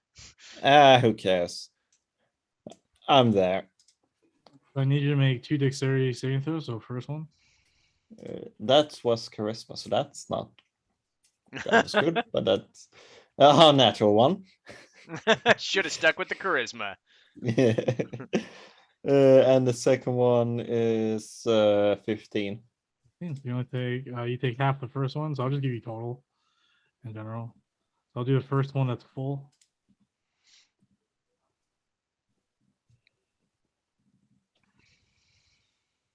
Uh, 9 points of fire damage, which is reduced down to 6 points of fire damage, and then this one 6? I think it's 5. 5. Yeah, 5. Yeah. Whatever. No. 8 points of fire. That's reduced to 4. So in total, 9 points of fire damage. I have fire resistant also, so That's what he Well, said. that's what I'm doing. 'cause I yeah. know But you're- did I save on the second one or? Oh yeah, so the second one's only 2 points. Yeah, that's what I So- meant. 7 points of fire damage. Yeah, I'm the best. I'm gonna Eldritch Blast the tower thing. So Sure. that's 12 to hit on the Oh first yeah, one, definitely for sure. and that's 7 damage. 7 damage. With the final strike. Oh boy. With the final Oh strike. God. Oh my god, the whole world moved. The whole world moved. The tower blows and this green glow spreads throughout the vicinity. And the statue behind Sterling, a passed out Sterling, Godolina and Tav begins to rupture as green cracks begins to cover its entire body and it explodes. So I need everyone around the statue to Oh, make God. dexterity saving throws. Sterling, you automatically take the full damage. So we'll see if you die outright from this. 8. Boy. 8. Yeah. Okay. And then actually I got Rogodolina's. Wow. What a shit show. 15. You pass it. Take half of this. That's 23 points of magical bludgeoning damage. Or sorry, force damage. So you're good, Sterling. Tav, you just take 23 force damage. And then Godolina takes half of that, which is 12. Shit, that was. All right, with a that, the lot. statue collapses and night and silence falls on you all once again. Yeah, run over, slap a healing bomb on Sterling. All right, so you're back to 1 HP. I'm up. Okay, that was a little bit more exciting. I than literally see assumed. this. I see this thing crumble, and then I see an explosion, and then I just look at the script valve, and I'm like, "See, this is why we don't need guns." And I just put everything away again. Okay. I'm gonna go try to find my Uh, sword. Yeah, it's in the rubble. So if you go get your stuff, if all you get your stuff, you can grab it. Yeah, I'm gonna grab my sword. I'm so Mhm. sorry that I dropped your sword. I'm so sorry. I would never do it again. I hope. Well, you will see.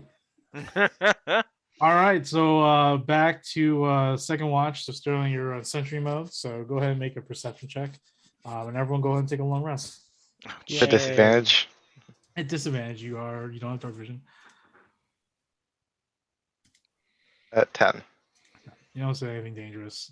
I think whatever the fight that you had with the statue sort of scared anything to come near your campsite. So the following morning, you wake up at 7 a.m. Everyone else wakes up 7 a.m. and you are ready for the new day. So whoever's cooking breakfast is doing that. The camels have returned. They're like, "Oh, hello, we returned. Is everything safe now?" Wait, when did we get Fucking talking A. camels? I have no idea. Have they been getting into the healing bomb? Here we go again. Not that I'm aware of. If they haven't done it on the ship when we weren't there, but who knows? Steven, have you been feeding me healing bombs? Wait, Steven? it's all mine. What the heck are you talking about? You never know. Here's a bomb. Oh, I know. Oh, thank you. All right. So, ready to continue on with the search? Yep. Yeah. Awesome. So, as you wake up that following morning, you complete the rest of the 4 hours, or like the last of the 2 hours of that final rest. So you guys slept for the most part, but you had to wake up abruptly. But you managed to still get a good, somewhat sleep, except for sort of Godolina and Steven. They both did not get a full proper rest because they didn't have any bedrolls. So Because of- I will actually give my bedroll because despite me never using it, I have one in my inventory. So I will let Godolina have the bedroll, Okay. as Steven, I'm Sure. such a nice guy. Steven will have a point of exhaustion right now because he did not get a good night's sleep. Ooh. He has bad back atrophy. Bactrophy. Bactrophy. But as you wake up, making breakfast, wiping the dust out of your eyes, only a couple hours have passed since the destruction that was upon you all. And as you look around, I need everyone to make perception checks. Sweet. Please roll over a 5. 13. 14. Ooh, 22.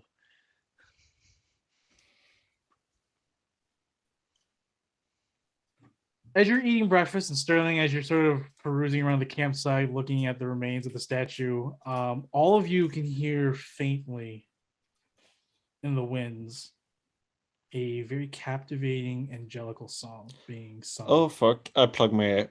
Okay, so you stop what you're doing, you plug your ear. Yeah, I just put my hands over. Don't listen! Don't listen! We're not supposed to listen. This Yeah. can't be good. Just we're supposed to run, so I plug my ears too, and just it's time to go. It's time to go. Just I'm not sure how- Wait! I got a probably. better idea. I whack my drums of silence. Oh yeah.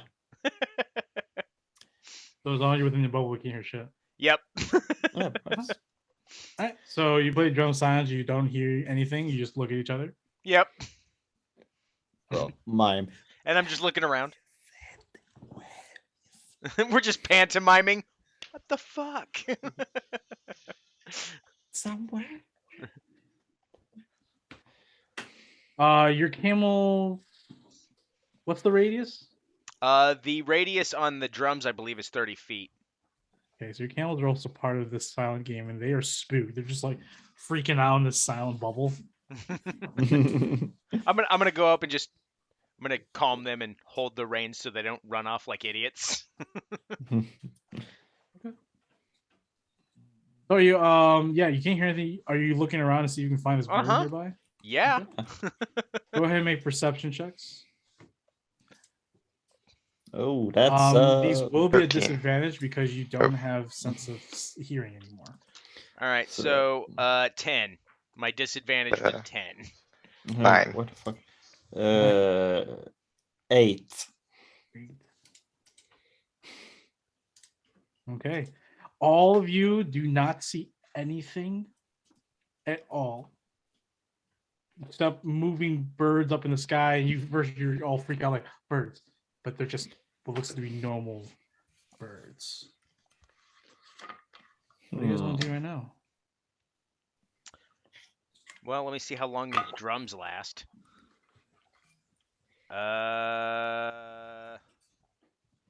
Oh, it's as per the silence spell, centered on myself. I guess I gotta go look up silence.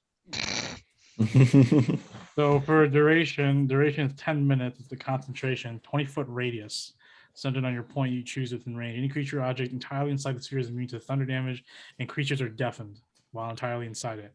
Casting a spell that requires a verbal component is impossible here. Okay, so the drum, we have. All right, so I guess I'll wait a minute and then I'll drop it to see if the sound is still there. Yeah. If it is, I'm basically just using this time while it's silenced to pack up all of our gear, so that if it's still going, we can know vaguely where it's at and what to run away from.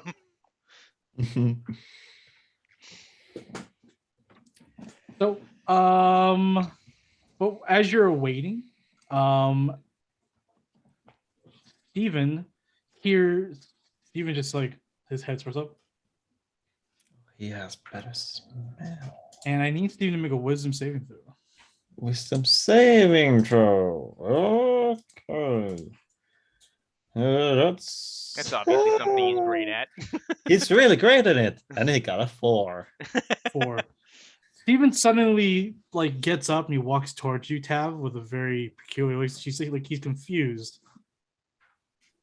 He just starts doing this to you, and then he rushes you and he holds you down on the ground. So if you're unwilling, you're gonna have to make an opposed strength saving throw. And Steven's just like on top of you, holding you down.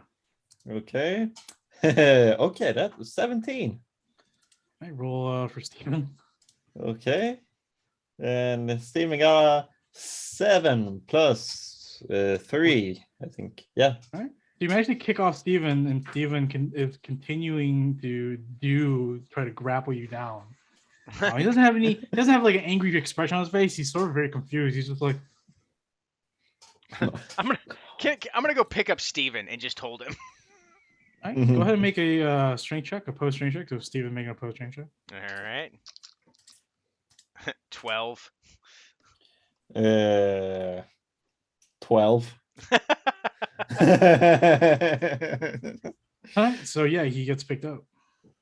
I'm just gonna hold him there.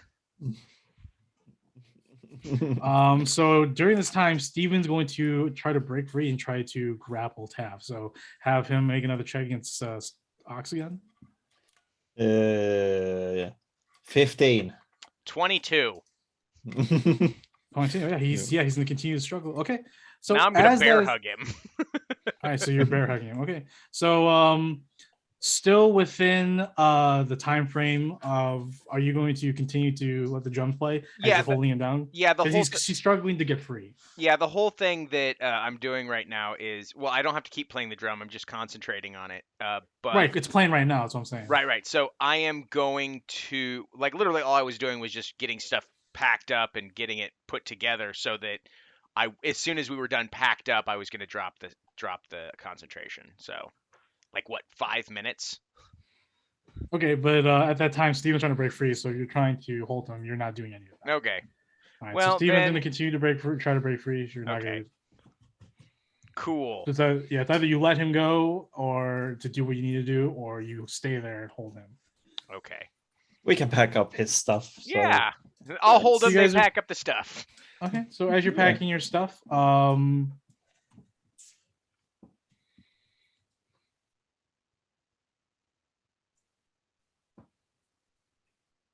right, so you pack up your stuff. Have another check against Steven. 14. 6. 6, yeah. He's still trying. So you have all your stuff. What are you guys doing now? All of it's packed up. I'm gonna go ahead and drop the silence. As soon as you drop silence, all of your ears are filled with this enchanting, splendid, beautiful song that captivates you in your place. All of you need to make wisdom saving throws. Well, shit. It's like Okay. as if it was right next to you that loud. I got a 13. They got them. Does Steven make one? Yeah, Steven has to make one too. Goldleen has to make one as well. 11. Steven got a 14. I all am not. Goldleen got a 5. We did. I am not allowed to Uh. make wisdom saves ever. Every time it's happened, something terrible has happened. Now I will say, you can elect to cover your ears. Is that what everyone wants to do? I will Well, give yeah. you The an minute option on I that. heard the music, I was gonna cover my ears. So everyone's covering your. So both of your hands are preoccupied with that. Okay. Did we have time to know where the music is coming from before we? got No, there? it is now just so close that it sort of is enveloped this entire area of the jungle. So, because of that,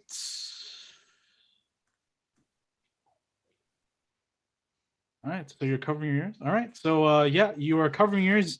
You can faintly hear, but it's muffled to the point where it's not affecting you. However, Steven drops his hands, and I need him to make another wisdom saving throw. I need him to actually make a wisdom saving throw because he's going to Okay. grapple you again. 2. 2. So he fails one save, and he goes ahead and grapples you. He will go ahead and get advantage on you because you are covering your ears, Tab. Okay. So he natural 20. Oh shit. So that's 23. And did I just a straight roll for me or disadvantage? It's a roll at disadvantage because you're covering your ears. Okay. I'm not gonna get 2 natural 20s. No.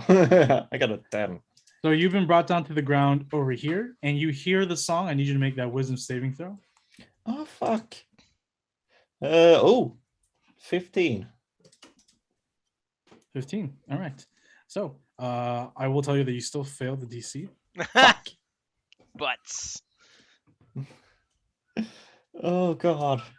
Fuck, Alright. fuck, fuck. As that song plays, Tab, you feel your mind and eyelids go heavy. You feel numbness in your body.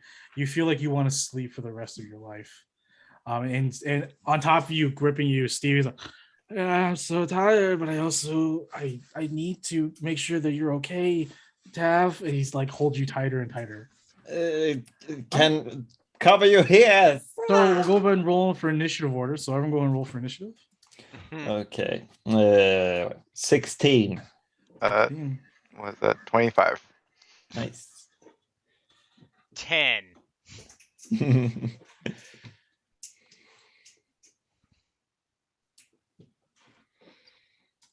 No. Fuck. All right. If anyone want to switch, Where the fuck did it go? anyone want to yeah, what- switch? Oh, there Anyone we want to switch initiative? go.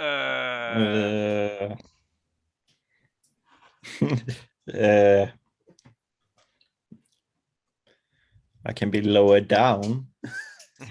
Yeah, if you want to be lower down, I don't care. I'll take whichever one someone wants to give up.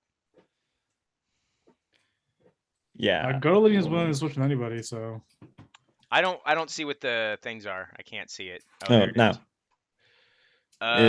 is. Yeah, I switched with Ox at least. Okay. So Sweet.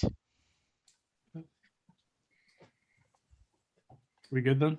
Yep. Yeah.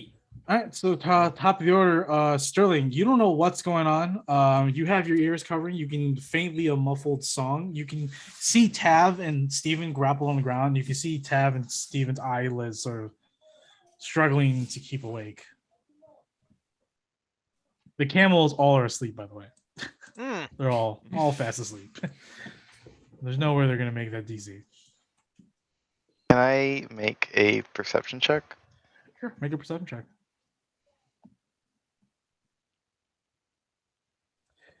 It's a 9. 9. Oh. You do not see anything that would remotely be the source of this confusing power. You don't see a colorful bird nearby, at least not with that check. Okay. I'm going to move over here. I just want to try to, like, I guess, kick or push Steven off of Tav. Sure, yeah, it's just going to be an opposed strength check again. So Steven roll strength, Sterling roll strength, see who gets higher.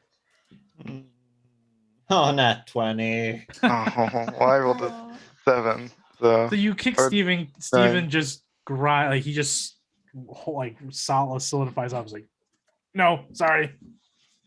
Oh, so cute, but so stupid. What else are you doing, Sterling? I'm going to take. I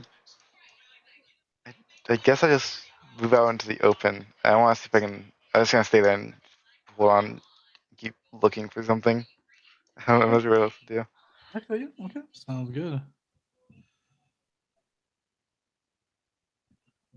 So, it is now whatever's out there. Yeah, that sounds nice.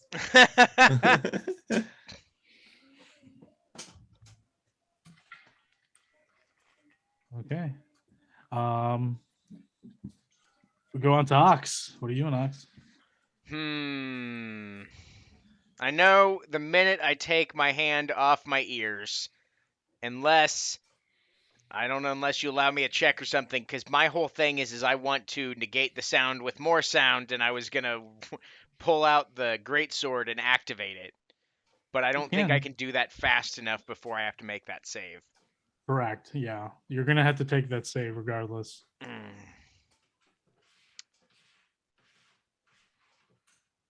Wait, here's what I want to do. And this is going to be real weird, all right? I want to bury my head between Tav and Steven to make earmuffs out of their bodies while I pour out the sword. Can I do that? They're both laying down on the ground now. That's fine. Okay, Be so a if you fucking ostrich. no, well, he's basically bear hugging Tav to the point where they're both laying down side by side, laying down. So you basically stick your hand between his gut and her gut or whatever. No, I'm gonna stick my head in there. Yeah. So say stick your head in there. So you're gonna be laying down flat, and then you pull out your greatsword. Yep. To make sure that my ears are covered while I pull it out.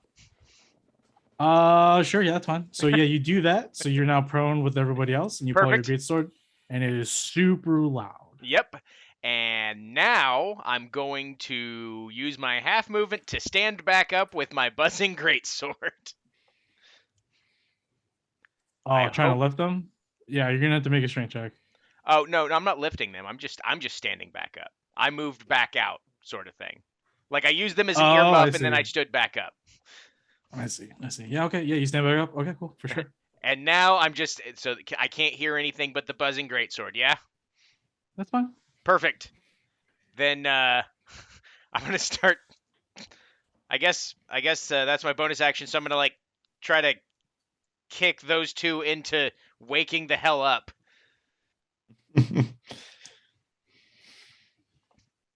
And whatever I do with that, I guess that's my turn. Okay, go to Lena. Is this like okay? And she's gonna go ahead and pull out her sword, and she's gonna go ahead and fly upwards 30 feet to see if she can see anything. What's the range? 100, like a mile or whatever? No, it's fucking absurd, is what it is. What is this, like a mile? 100 feet. Oh, okay. All right, so she looks around.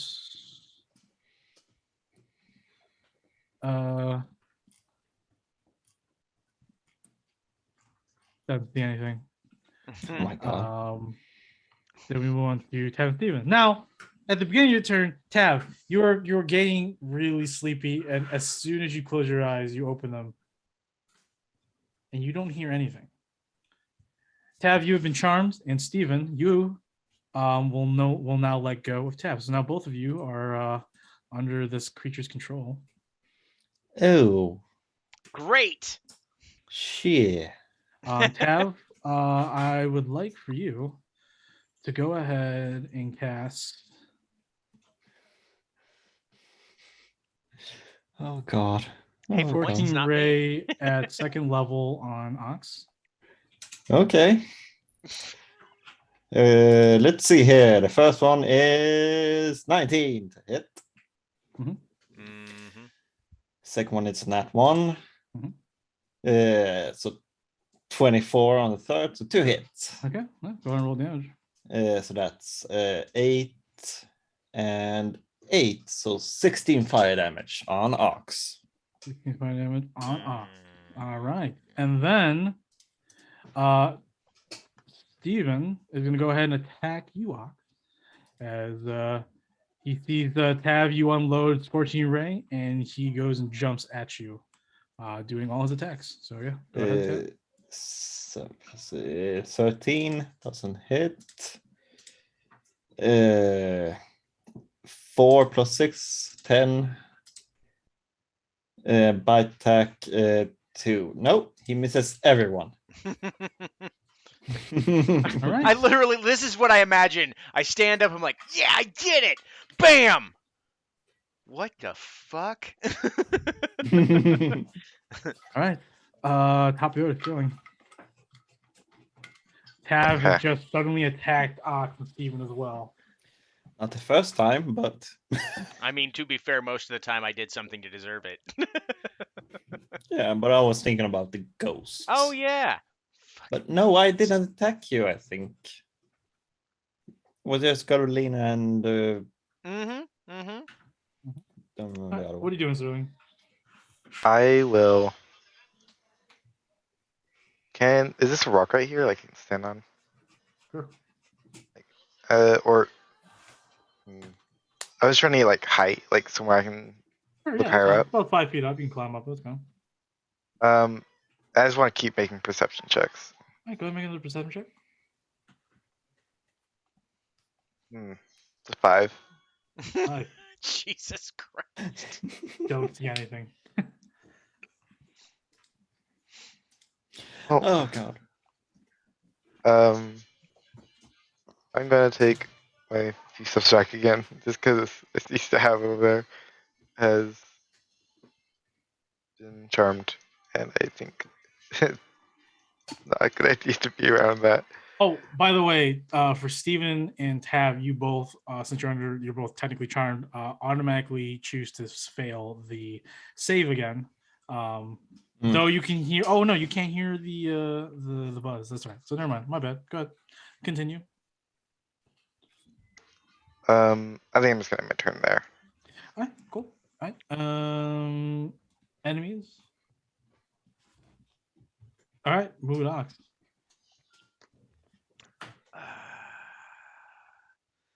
Son of a bitch. All right.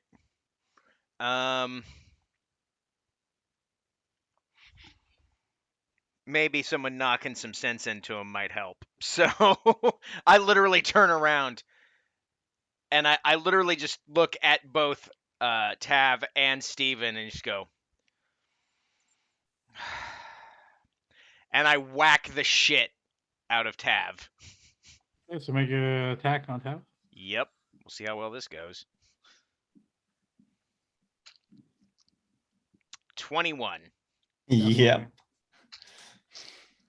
I'm rolling low, so hopefully that's all it needed. 7 slashing and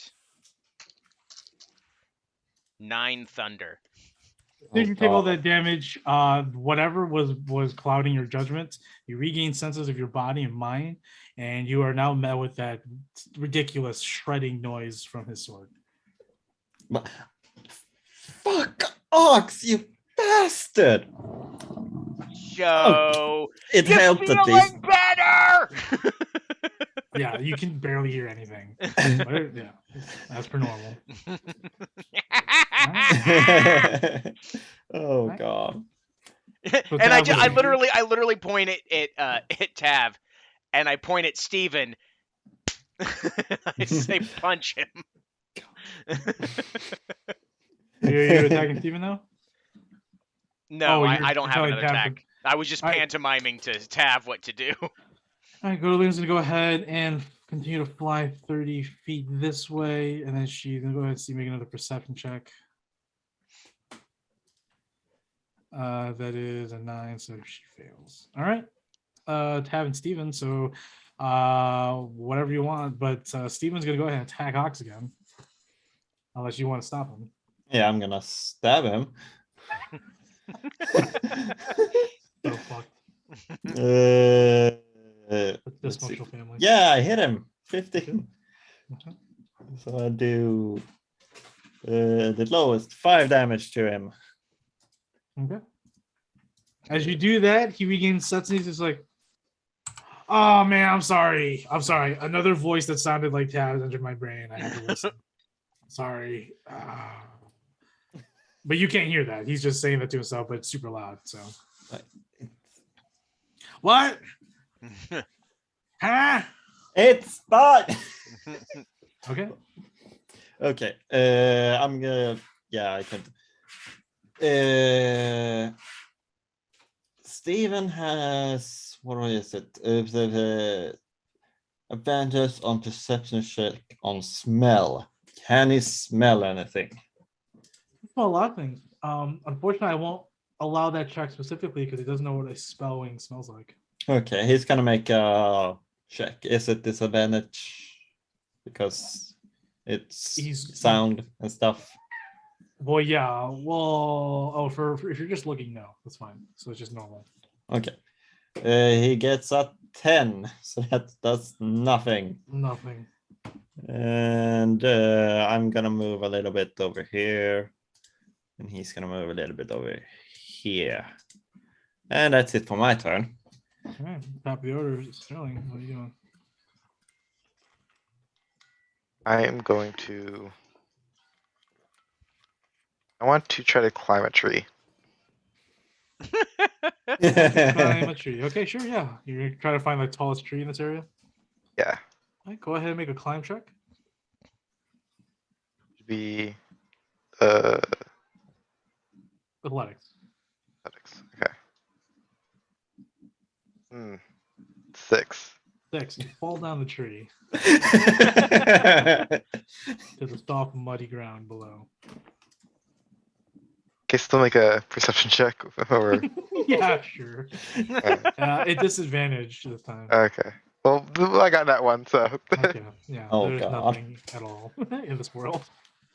That's I- only it- wow. Anything else, Sterling? no, I'm good. All right.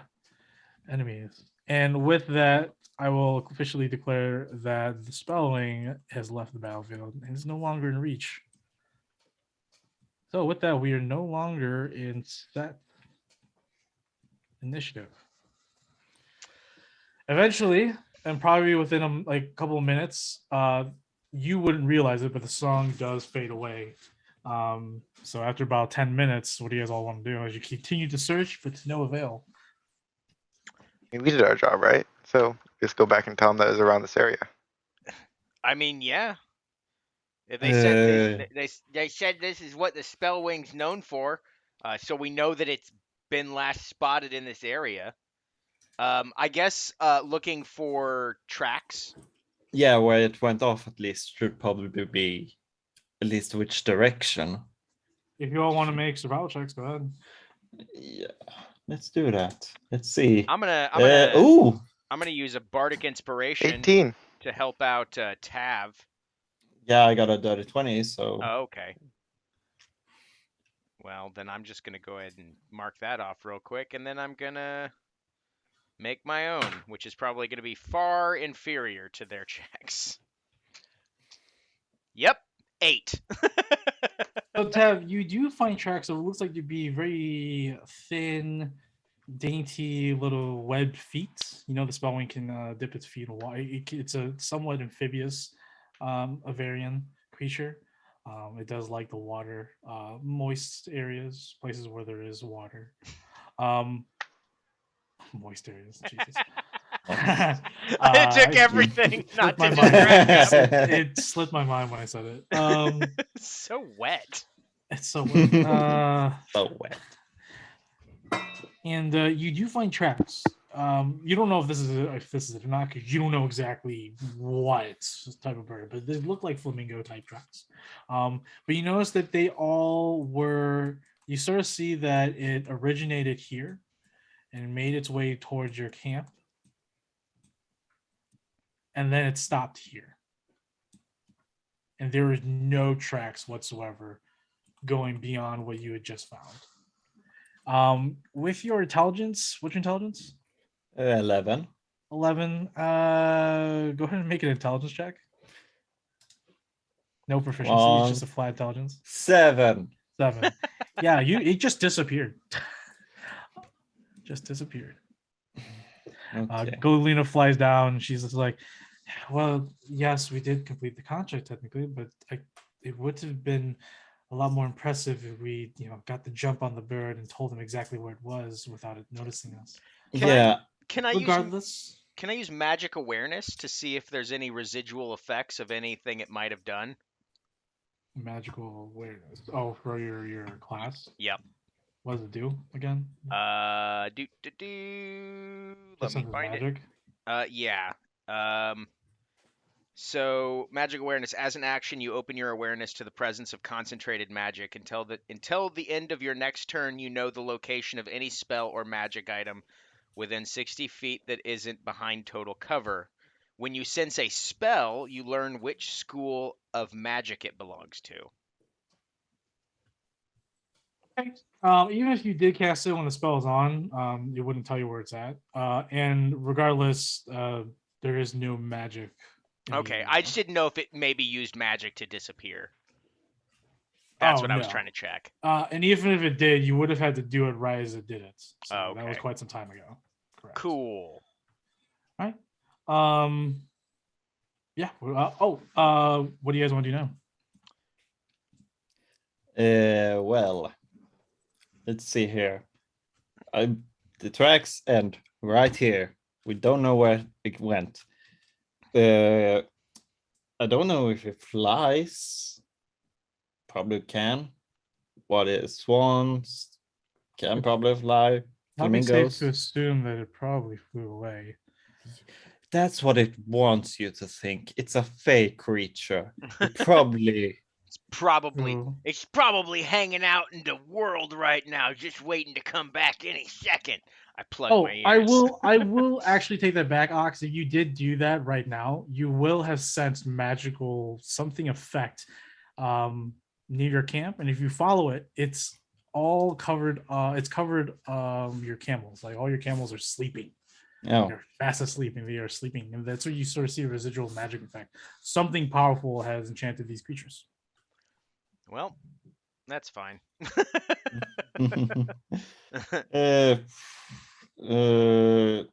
I'm just for fun gonna cast the text thoughts and see if there's anything intelligent within what is it? There's nothing intelligent nearby you, not even next to you. Son of a bitch! I see what you did there. No, there's anything that would remotely be something out there besides your group. Okay. And all you just keep hearing is honestly go to Lane just like, it's hot, I'm sweaty. Ooh, are there any animals nearby? There are some. There are some snakes. Cool. I wanna where the tracks are specifically. I want to communicate with an animal using Speak with Animals. Okay. You find a snake nearby. Sweet. And I go, Mr. Snake. however I communicate with the snake to say, did you see where the bird went? Flappy wings or whatever. Words. Ezekiel has seen nothing. I need to speak parcel tongue. I'm So- not Slytherins. I'm outside that house. So you didn't see anything. Okay, I guess this stays up for 10 minutes, so I'm just gonna start walking around and seeing if any animals saw anything for Okay. 10 minutes. As you're doing that, Godolina goes back to the camels and she like begins to try waking him up, and she calls out to whoever's nearby, like, these camels aren't waking up. As she like literally punches them a little bit in the side and punches them in the head even, and they just continue to sleep. And she's like, okay, this isn't normal. She opens their eyes and like sort of pokes their eyes. Nothing. Oh, what has happened with Jeremy? What the fuck? Fucking birds. This Are is the. Huh? Are they asleep or? There's something magical. I'm gonna make wait. Let's see here.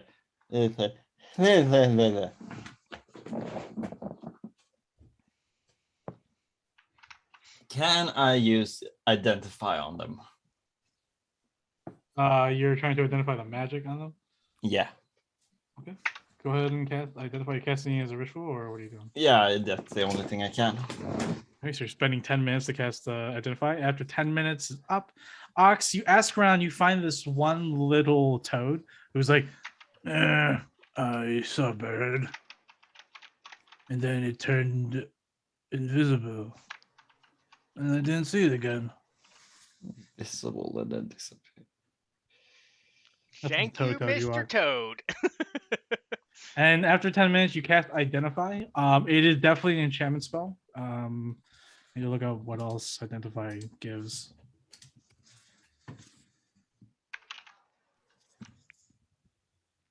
You choose one object that you must touch through the casting of the spells. Technically, this won't really work. But I will tell you that's enchantment. Okay.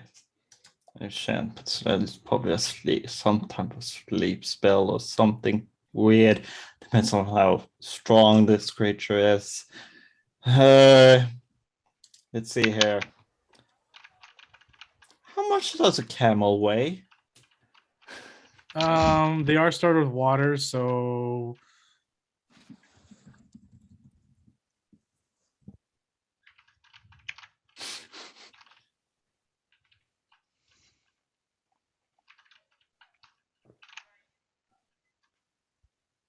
probably around 850 to 900 pounds.